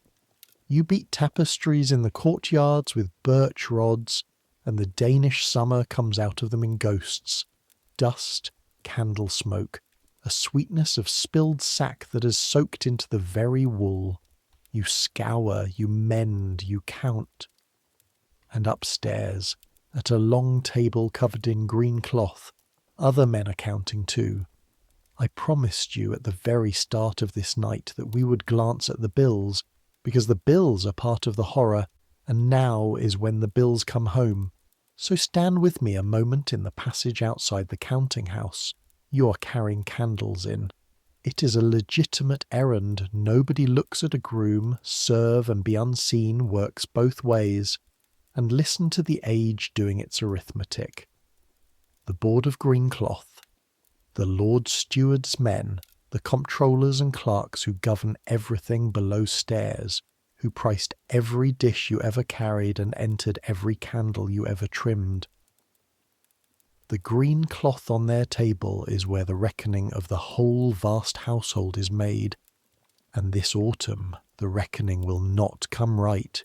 It has not come right for 3 years, and the Danish visit has turned a sickness into a wound that shows through the clothes. You hear the numbers through the door in fragments, the way you heard the January crowd, like the sea. The household that cost the old queen some £45,000 a year is eating and drinking toward double that, and past it. The clerks say it plainly to each other when the door is shut. The diet's grown monstrous, the tables multiplied, every Scots lord and English office holder feeding a train of followers at the king's board. Wastage, that word again, wastage in every office. And over it all a king who answers every strain on his purse the way he answered the strain of 2 crowns and a murdered parliament full of enemies, with open hands, with gifts, with feasts. Men who claim to know, and this autumn everybody claims to know, say the king's debts have swollen past £500,000. Say that number in a village where a labourer sees £5 in a year. You cannot. There is no way to say it. It is not money any more. It is weather. Parliament voted him subsidies in the spring, blessing the deliverance from the powder, and the subsidies came in, and the tide of debt closed over them, they say, like the sea over a thrown stone. And here is what the green cloth's arithmetic means when it climbs down the stairs and reaches you, because at court every number lands hardest on the smallest backs. Ordinances, retrenchments, new rules read aloud in the offices by the clerks in their flat voices, diets to be abated, the number of dishes to certain tables reduced, bouge of court restrained, unauthorized mouths, that is the phrase, unauthorized mouths, to be put out of the household. The great tables above the salt lose little. Magnificence is policy, and the king will not be seen to dine like a debtor. It is the middle of the palace that tightens, officers' allowances clipped, suppers thinned, and the counting, which was always strict, turns savage. Plate weighed where before it was tallied, spiceries inventoried at a day's notice. The chalk marks in Gervais's cellar checked against the buttery book weekly, and the old man's mouth going thinner every time, not because he fears the count, his books of balance for 50 years, but because he remembers what counting like this means. It means somebody will be made an example. When a household cannot afford its master's waste, it goes looking for its servant's theft. What the hall wastes, the green cloth counts. You coined it a joke, back in the spring, a thing Rolls said. You watch it now walk the passages in a clerk's black coat, and it is not a joke. It is a door, closing slowly, and Tom Spate is standing in it. You try. Give yourself that much years from now, licing awake. You did try. On a September evening in the garret with the first cold in the shutter, you say it to him straight. They are weighing the comfits now, Tom. They took inventory at the sugar house Tuesday. Bonnell had to sign for the losses of the Danish month, and Bonnell signs for nothing quietly. 'Tisn't sport now, leave it. And Tom, kind, quick, 2 years wiser than you in every corridor of this place, and blind as a proud man in exactly one. Tom laughs and shows you the boot stick, notched edge to edge to edge, an entire year of gleanings cut into white wood. Sea takes fish, country, he says. The sea's been taking fish since before there were kings. They smashed a castle a day all summer. Nobody misses what was made to be broken. He flips the stick, catches it, grins. One more season, and there's enough with a comfit woman to buy my way into a joiner's shop like my father's, and Master Tom Speet will keep his own accounts, and let the green cloth kiss them. One more season. If this year has taught you anything, it is the price of that particular prayer. They take him in October. It is not dramatic, and that is the worst of it. No shouting, no chase. 2 clerks and a sergeant at the scullery door on a grey Tuesday, a word in his ear, and Tom setting down the voider basket, carefully, so it should not spill, 3 years of service in his hands to the very last second, and going with them. The Comfit Woman by Charing Cross, it comes out later, was caught first, selling ambergris kissing comfits of court quality off a Westminster barrow, and questioned, and she gave them what such questioning collects. The tally stick they find in his boot within the minute, because a man's own pride is the informer that never misses. 1 notch for every night's gleanings. He kept his accounts, Tom. He always said he would. And the green cloth read them. You do not see the examination. Below stairs holds its breath for a week and imagines everything from the pillory to worse. This is a court that has just spent a year showing everyone exactly what it does to men who take what is the king's. But the household buries its dead quietly, and theft made public is theft confessed to the world, and the green cloth's business this autumn is thrift, not spectacle. So it ends as such things at court end. He is put out, discharged, struck from the book, his livery taken back. They take the coat. You learn that day the coat was never his, no more than yours is yours, and turned into the street at the Woodyard gate with the clothes he came in, and nothing else, on a morning of thin rain. You're there. You slipped out. You will be marked late, and you do not care. He looks smaller out of livery. 19 years old, a joiner's son again. Everything above stairs mad, and everything below stairs hungry, and Tom on the wrong side of the rail at last with one hand still on it. He tries the grin, and most of it works. Well, he says, the food was better than I'll get. Cold, mind. Cold every day of it. And then, because he was your first friend inside these walls, and there is one true thing owed on the account. You told me right, country. Hear that? You told me right, and I heard it, and I chose. Remember it that way, or you'll wear it, and it was never yours to wear. He turns up his collar and goes out into Westminster, and the crowd on King Street takes him the way the dark took the link boys' torches of every story your mother ever told, and you never see him again as long as you live. Somebody counts. That was all. Somebody always counts. Rolls finds you that evening at the linen press, squaring damask you have already squared. He stands beside you a while, saying nothing, in the way of a man to whom nothing has occurred for 40 years and who remembers every occurrence. When he does speak, it is at the linen, not at you. I have seen it every rain, he says. The waste rots down from the top like a hayrick. And every rain, when the count comes, it is a Tom that pays it, never a lord. There is no arithmetic above the salt boy. There's only appetite, and the bill walks downstairs. His thumb finds the sixpence and stills for once flat against it. The old queen was near with money, and they mocked her for it, and I stood at her wall 30 year and watched her die owing less than this court owes its poulterers. Fashions rot. A pause. Linen keeps. Cloths first tomorrow. 5 o'clock.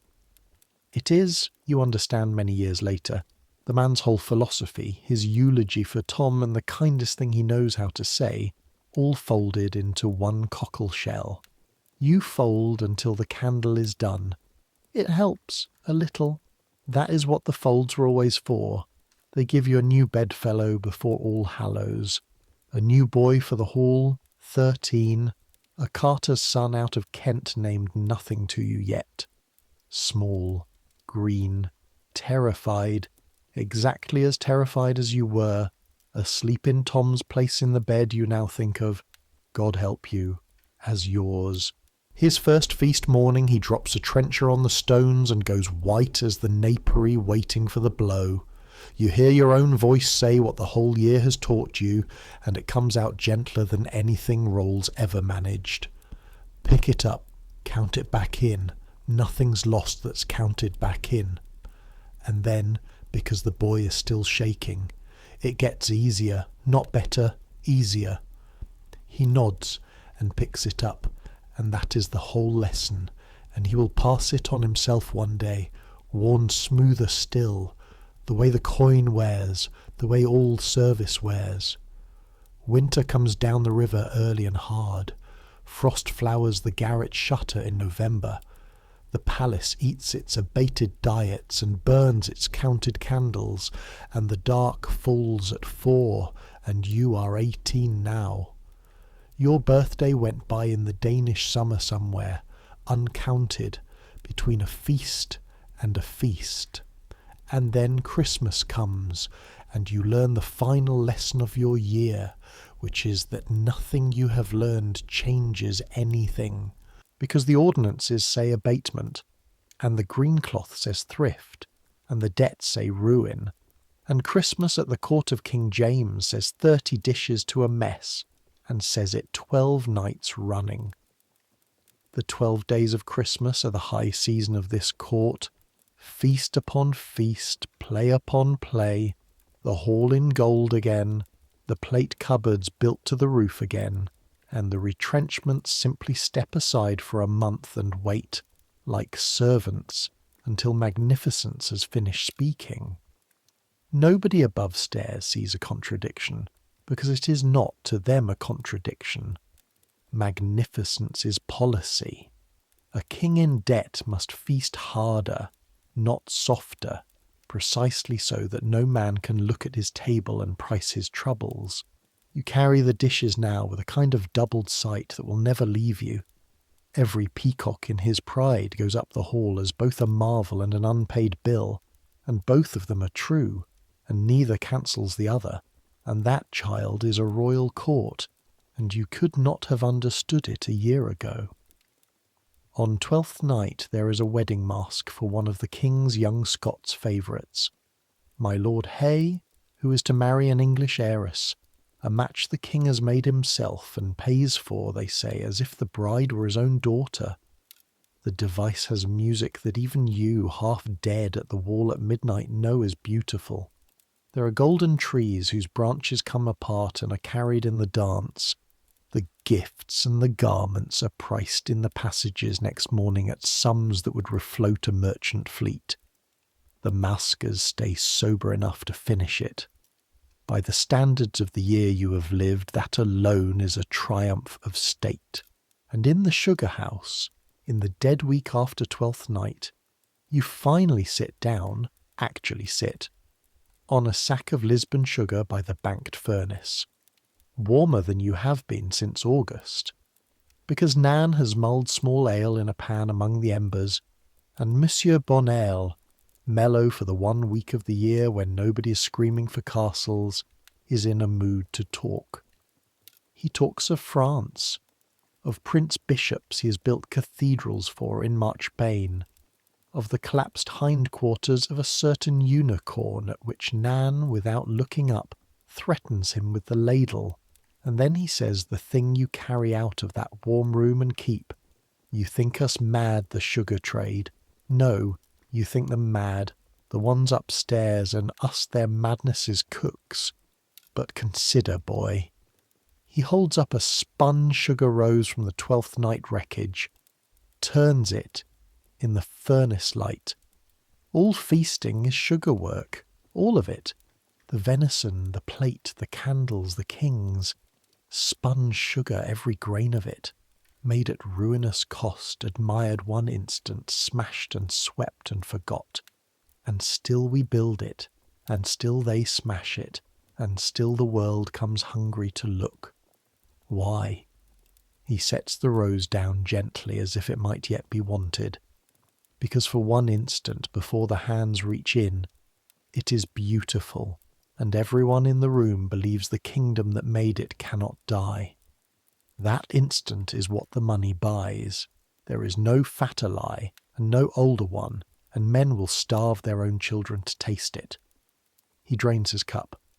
Me, I am paid either way. Bonnell's law. That's my law, Nan says, into the pan. It is the sugar house's law, Bonnell says magnificently, and I am the sugar house. You walk back across the frozen courtyard at midnight with your breath shining and the whole palace dark above you. 1,500 rooms of sleeping appetite banked like the furnace. And you think, 1 year ago tonight I could not have understood a word of that, and now I could have said it myself. That is what a year below stairs does. It does not make you bitter. Bitter is Tom's Road and Weldon's. It makes you clear. You can love the beautiful instant and price it at the same time, and hold the door for the men who will smash it and fold the napkin that cleans up after them, and go to your cold bed sane, clear and tired and 18. The winter grinds on, and the almsgate teaches its own lesson daily, colder than any of Rolls's. The queue of the poor grows with a frost. It always does, Gervais tells you. A hard winter marches the whole parish to the palace gate, and the abated diets mean thinner leavings, and thinner leavings mean the tub empties sooner, and some mornings you help carry it out and watch the faces at the railing count the dishes as they come. Quicker arithmetic than any clerk's because their sums are shorter. The court's economy, top to bottom, in one gate on one January morning, 60 dishes cooked, 6 eaten, the rest travelling down through 5 ranks of the household to arrive at last, cold and holy, in the bowls of people standing in frozen mud. And it is charity, it truly is. Hundreds fed daily who would otherwise not be fed. And it is also the shadow of the waste it falls from. And both of these things are true at once, and neither cancels the other. You have given up expecting them to, and then it is spring, and the year comes round, and quietly, without your noticing the day it happened, the wheel delivers its verdicts. The livery coat fits. That is the plainest verdict and somehow the largest. You put it on one March morning and the shoulders are your shoulders. Somewhere between the sugar castle and the frost the work kept Rolls's promise, the only promise anyone here ever kept, and the broadcloth sits on a hall server's frame, and the boy it was too big for is a person you remember fondly, like a younger brother left at home. Rolls looks you over on a feast morning, the old up and down that catalogued your unfitness a year ago, and this time says nothing at all. And from Rolls you have learned, nothing at all is a trumpet fanfare. It is he who, as you stand at the clerk's elbow now for the counting of the plate, your voice doing the count aloud, your name standing surety in the book against silver worth 10 years of your wages. Count it out, count it back. They trust you with the counting now. At this court, that is not a small thing. It is the thing. In May comes the news that makes the whole year rhyme, and when you hear it you laugh out loud, alone in a linen store, like a mild lunatic. The king is to have Theobalds, my lord of Salisbury, who watched his sovereign fall in love with that house across 4 drowned days last summer, and who did not become the master of England's business by mistaking a king's love for small talk, has surrendered the finest house in England to the crown, and receives in exchange the old palace at Hatfield. There are feasts for the handing over naturally. The Queen herself leads the party. There is a fine entertainment at the door, verses of welcome gifts. And so the house of the clockwork heaven, the house where peace broke her olive branch on her own attendants and 2 theological virtues were sick in the lower hall, passes to the king who feasted there. The guest so magnificent he consumed the house itself. It is the Danish summer's true last course, served 10 months cold. The sack of the banquet, played at the scale of palaces. Admire it, reach in, take it. Nobody at court finds this strange. You no longer find it strange that nobody finds it strange. Salisbury, men say, is already planning at Hatfield a house finer still. The wheel turns, the clerks open a new book, and on a warm morning at the edge of summer, with the household beginning to pack for the king's first progress to his new house, you pass the sugar-house door and Nan calls you in. The benches are half crated, Bonnell is off shouting at carters, the shelf above her bench is empty and swept. "Hold your hand out," she says, and puts the unicorn into it. Close to, in daylight, you can see everything. The horn pulled fine as a needle, the mane spun to smoke, the slumped hindquarter where some old heat got in, the flaw that saved its life, the reason it never went upstairs, 3 years on a shelf while castles and fleets and gardens of sugar went up to be torn to pieces by jewelled hands. It weighs almost nothing. It is the first beautiful thing anyone has ever given you. They're packing everything, Nan says, wiping her hands, not looking at you, exactly the way she didn't look at you the first morning, for the new house. And they count it all now, every mould and every broken thing. And if it's counted, someday it's wanted, and if it's wanted, someday it goes up the stairs. So, she shrugs, 15 going on 500. That one's not for them. It never was. Keep it where nobody counts, country. Nothing safe here but what's already broken. You carry it up to the garret inside your shirt against your heart like contraband.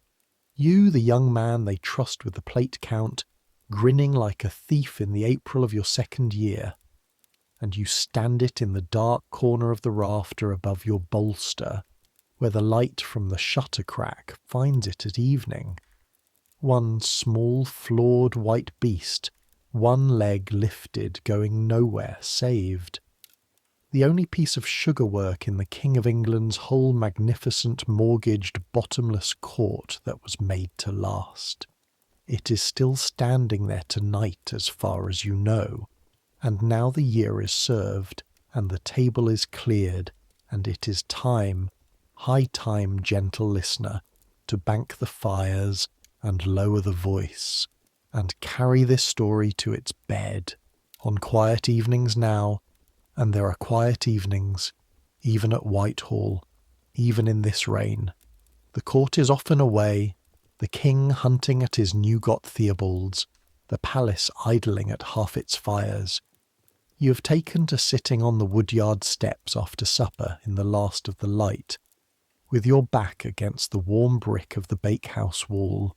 It is nobody's post and nobody's errand.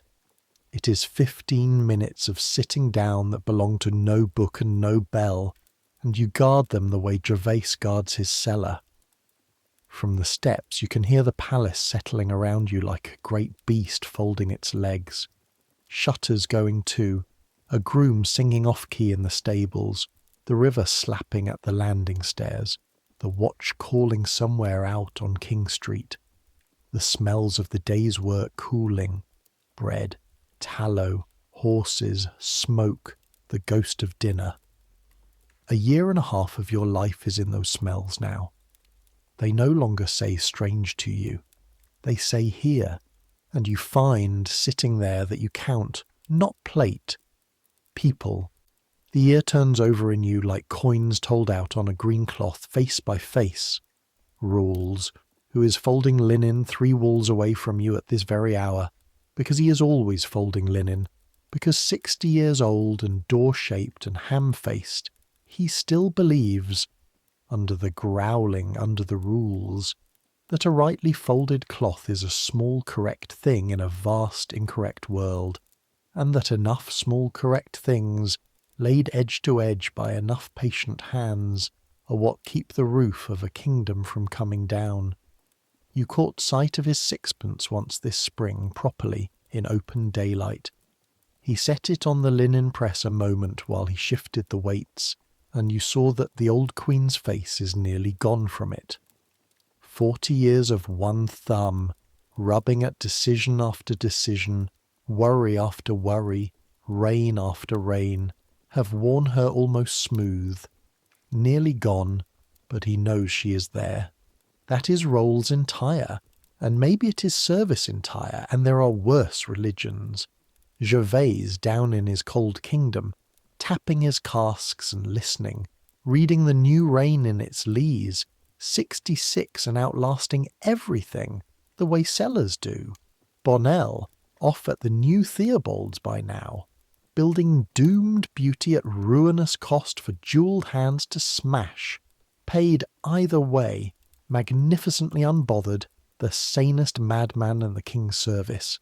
Nan, who is 16 now, and pulls sugar the way angels are said to do other things, and who gave away the only lasting thing the sugar house ever made because she had judged correctly that you were the sort who would keep it. The new boy, who no longer drops trenchers, and who asked you last week wide-eyed in the dark of the garret whether it was true about the night the goddesses fell down drunk in front of 2 kings, because it is a legend below stairs already, your maddest night, passing into the household stock of tales like a coin into circulation, getting smoother and rounder with every telling. You told him it was true. You told him you held the napkin. He didn't believe that part. Good. A story a boy believes entirely is a story that has stopped working. And Tom, somewhere south of the river, or east, or nowhere, sea takes fish. Whether he found his joiner's shop, whether the comfit money was still buried where the green cloth never looked, whether he stands tonight at some tavern fire telling strangers about the year he ate swan, you will never know, and I will not pretend to know for you. Men like Tom leave one mark in one book, and the mark is a line drawn through their name. History closed over him the way the Thames closes over a drop door, and over Will too in the end, and over Nan and the new boy and every soul in this story who carried anything heavier than a title. The rooms are real, the eyes were borrowed. You have known that from the start of tonight. I keep my accounts clean. But somebody carried those dishes, all those miles of cold corridor, all those years, hundreds of somebodies, nameless as rain, and now you have ached inside one of them for a night, and that is as close to a monument as their kind was ever given, made all clean, 4 words in a knight's letter. It will have to do. It has had to do for 400 years. The ones with names, history kept better books on. And since this channel pays its debts, here is what those books say. Sir John Harrington, our sour indispensable witness, went home to Somerset with his grudges and his wit, and died in 1612, never having got from the new reign the fortune he angled for. His letters lay in family keeping for a century and a half, private, salted, unpublishable, until, in a much later England, they were finally printed for everyone, and the night at Theobald's walked out of its grave and into every book about King James ever written since. the staggering virtues, the tray in the Danish lap, the devil contriving every man should blow up himself. All of it survives because one disappointed knight could not resist telling one friend. Historians handle him exactly as I have asked you to, with tongs and with gratitude. Robert Cecil, Earl of Salisbury, who gave up the finest house in England with a courtier's smile, built at Hatfield a house to outdo it. You may stand in it to this day, and drove himself on in the king's service, carrying the treasury like a man carrying a sugar castle down an endless passage, trying to keep the king's spending level, keep it level, keep it level. It could not be kept level. His great scheme to mend the royal finances collapsed in 1610, and he died in 1612, borne through at 48, mocked by the wits and mourned by the ledgers, the one man at that court who'd always known exactly what everything cost. Christian of Denmark sailed home to reign, and reign and reign, near 60 years in all, the longest of all Danish kings, building ships and towns and towers, drinking like the North Sea to the very end, and he came back to England once more, 8 years on, to find his sister a sadder queen, and his brother king deeper in debt, and the healths were drunk all the same. Denmark remembers him fondly to this day, the builder king, the sailor king. Every kingdom remembers its magnificent spenders fondly, once the bills are safely someone else's. And James. The debts did what debts do when the feasting never stops. They grew, past £600,000 within 2 years of our Danish summer, on and up from there, through the failed bargains with Parliament, through treasurer after treasurer trying to abate diets that would not be abated, until late in the reign a hard-eyed merchant's son was finally let loose on the household books and cut, for a while, like a surgeon. It did not hold. It never held. The king feasted on, gave on, hunted on, mostly at Theobald's, always at Theobald's, the house he had loved off his own minister's hands, and in March of 1625 at Theobald's itself, in the house of the clockwork heaven, the house of the maddest night of 1606, King James died. The house he ate came, in the end, to hold his deathbed. History does not often rhyme so exactly. When it does, a storyteller's only job is to stand aside and let you hear it.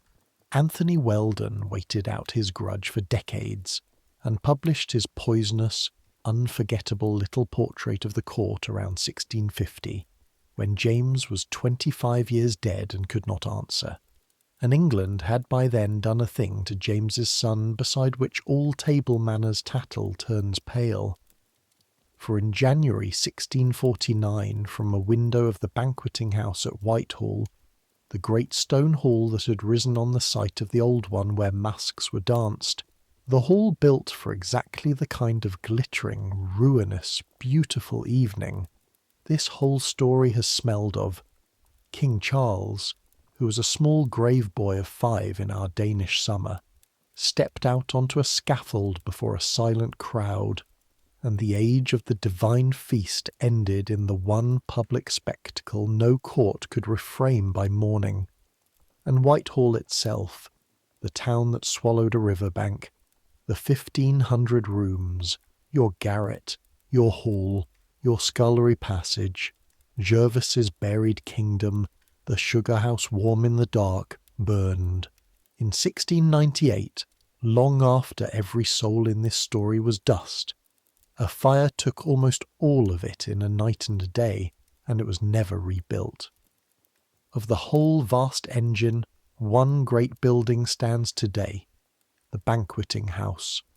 Out of everything, the kitchens, the cellars, the chapels, the courts, what survived was the feasting hall.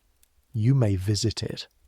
Tourists stand under its painted ceiling where the candle smoke of 1,000 suppers used to hang, And their guides tell them about kings and masks and one famous cold January morning, and hardly anyone, hardly ever, asks the question you now know is the whole story.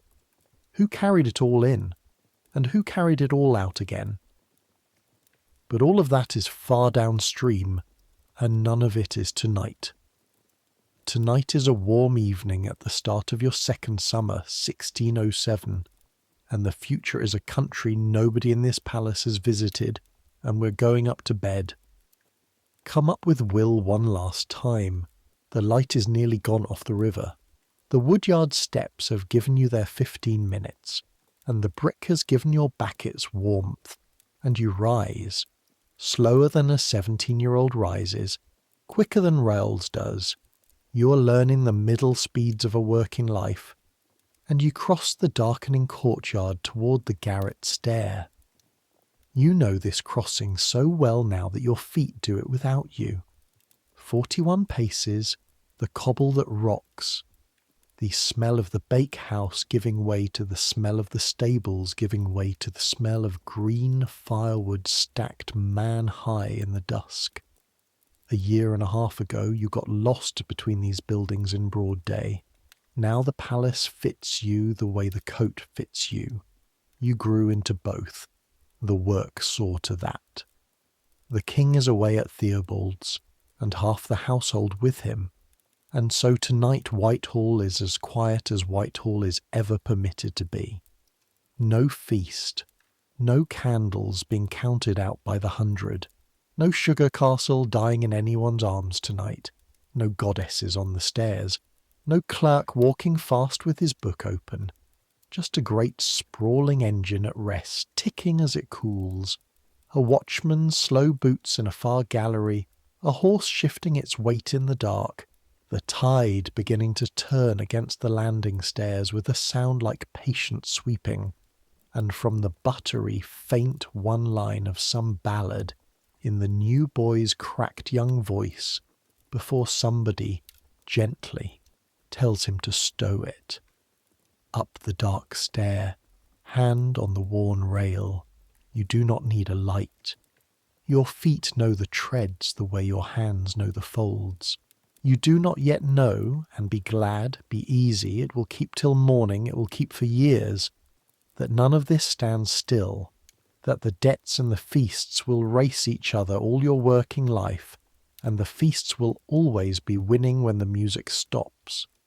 That the wheel you serve will turn and turn until the whole gilded engine turns itself out of history, and the only room left standing will be the one they danced in. You know none of it, blessedly, and it is not tonight's business, and tonight has no business left at all. Tonight there is only the garret and the bed. The room receives you like a habit. The slope of the roof, the shutter with its crack of last light, the straw mattress that a year and a half of tired bones has taught to fit you, the new boy already breathing slow and even on his side, 13 and spent and gone. You pull off your boots, you lay the coat, your coat, it fits, let a man say it plainly once, over the rail at the bed's foot, squared at the shoulders, because some habits go in deeper than sleep. And up in the dark corner of the rafter, above your bolster, where the last of the evening finds it through the shutter crack for a few minutes on clear nights like this one, the small white unicorn stands on its shelf of beam, one leg lifted, going nowhere, catching the light like the first star of the household's night. That's not for them. That was never for them. That one is yours. Lie back. The straw settles under you, piece by small piece, with a sound like a fire that has decided to sleep instead of burn. The palace settles too. 1,500 rooms letting go of the day around you, timber easing, water lapping, a last door somewhere closing soft. Listen how big the quiet is. A quiet the size of a town. It took 1,000 people all day to earn this quiet, and you were one of them. and now it is yours to lie in, the way the leavings of the feast come down at last to the ones who carried it. Cold, yes, always a little cold by the time it reaches you, but yours, and plenty. Your hands ache in the old ways, the honest ways. Your calluses report one by one and stand down. Your shoulders let the boards take them. Somewhere in your back the sugar castle sets itself down again, slow, slow for the 1000th time, and touches the table without a crack and lets you go. Keep it level. You kept it level. You can put it down now.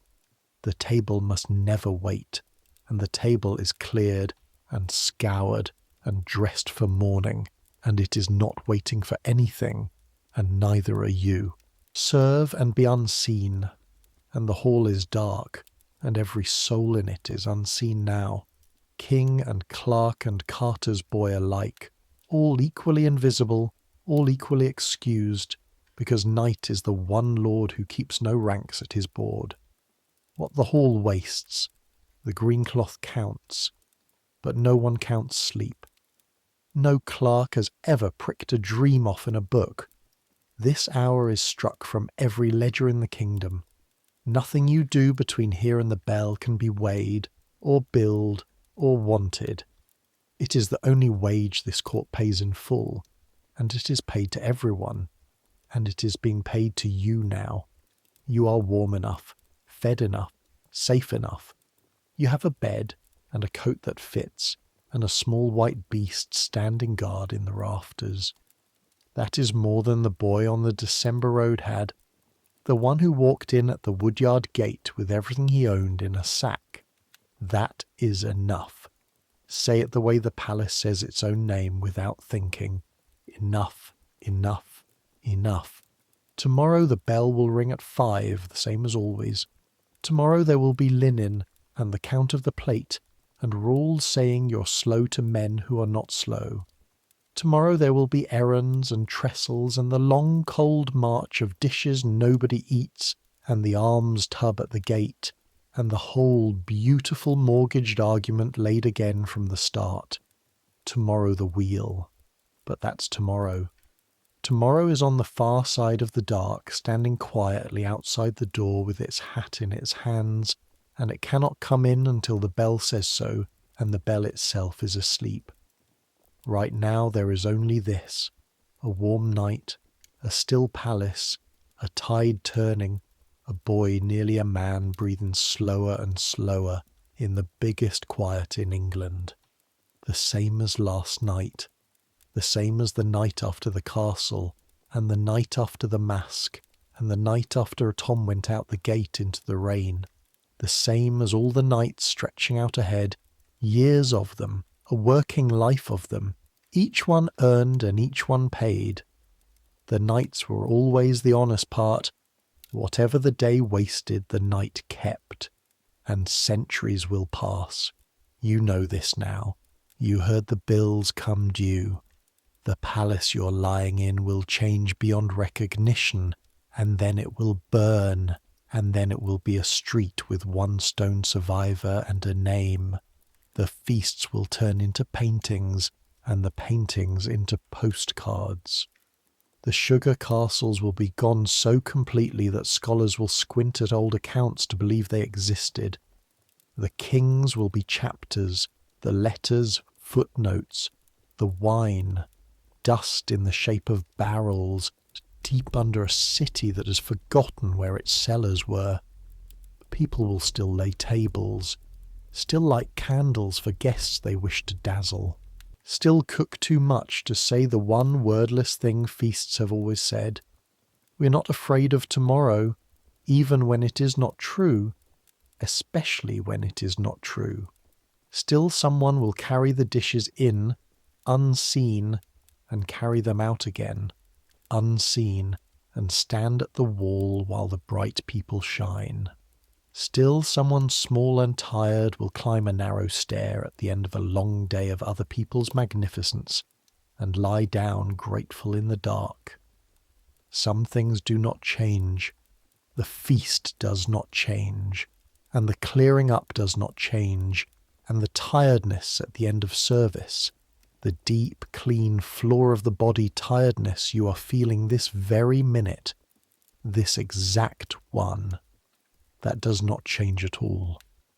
It is one of the oldest feelings in the world. Every hand that ever carried a platter down a cold corridor has lain down at last in exactly the ache you're lying in now. You're in very old company. You're in the best company this story knows. So let the day go the way the castle went. It was built to be broken, and it is broken, and the sweetness is everywhere, and the sweeping can wait for the bell. Let the candles gutter out one by one down the long galleries of your mind, snuffed by a careful thumb, saved for tomorrow. Wax is counted, dreams are free. Let the great doors close, gallery by gallery, chamber by chamber, softer and softer, until the last usher nods at the last door and the last latch falls. Let the river take the noise, all of it, the healths, the trumpets, the laughter with wine in it, the crowd like the sea. Let the tide carry it down past the bridge and out into the dark water, where all the noise of every rain has gone, and let it be quiet where it goes.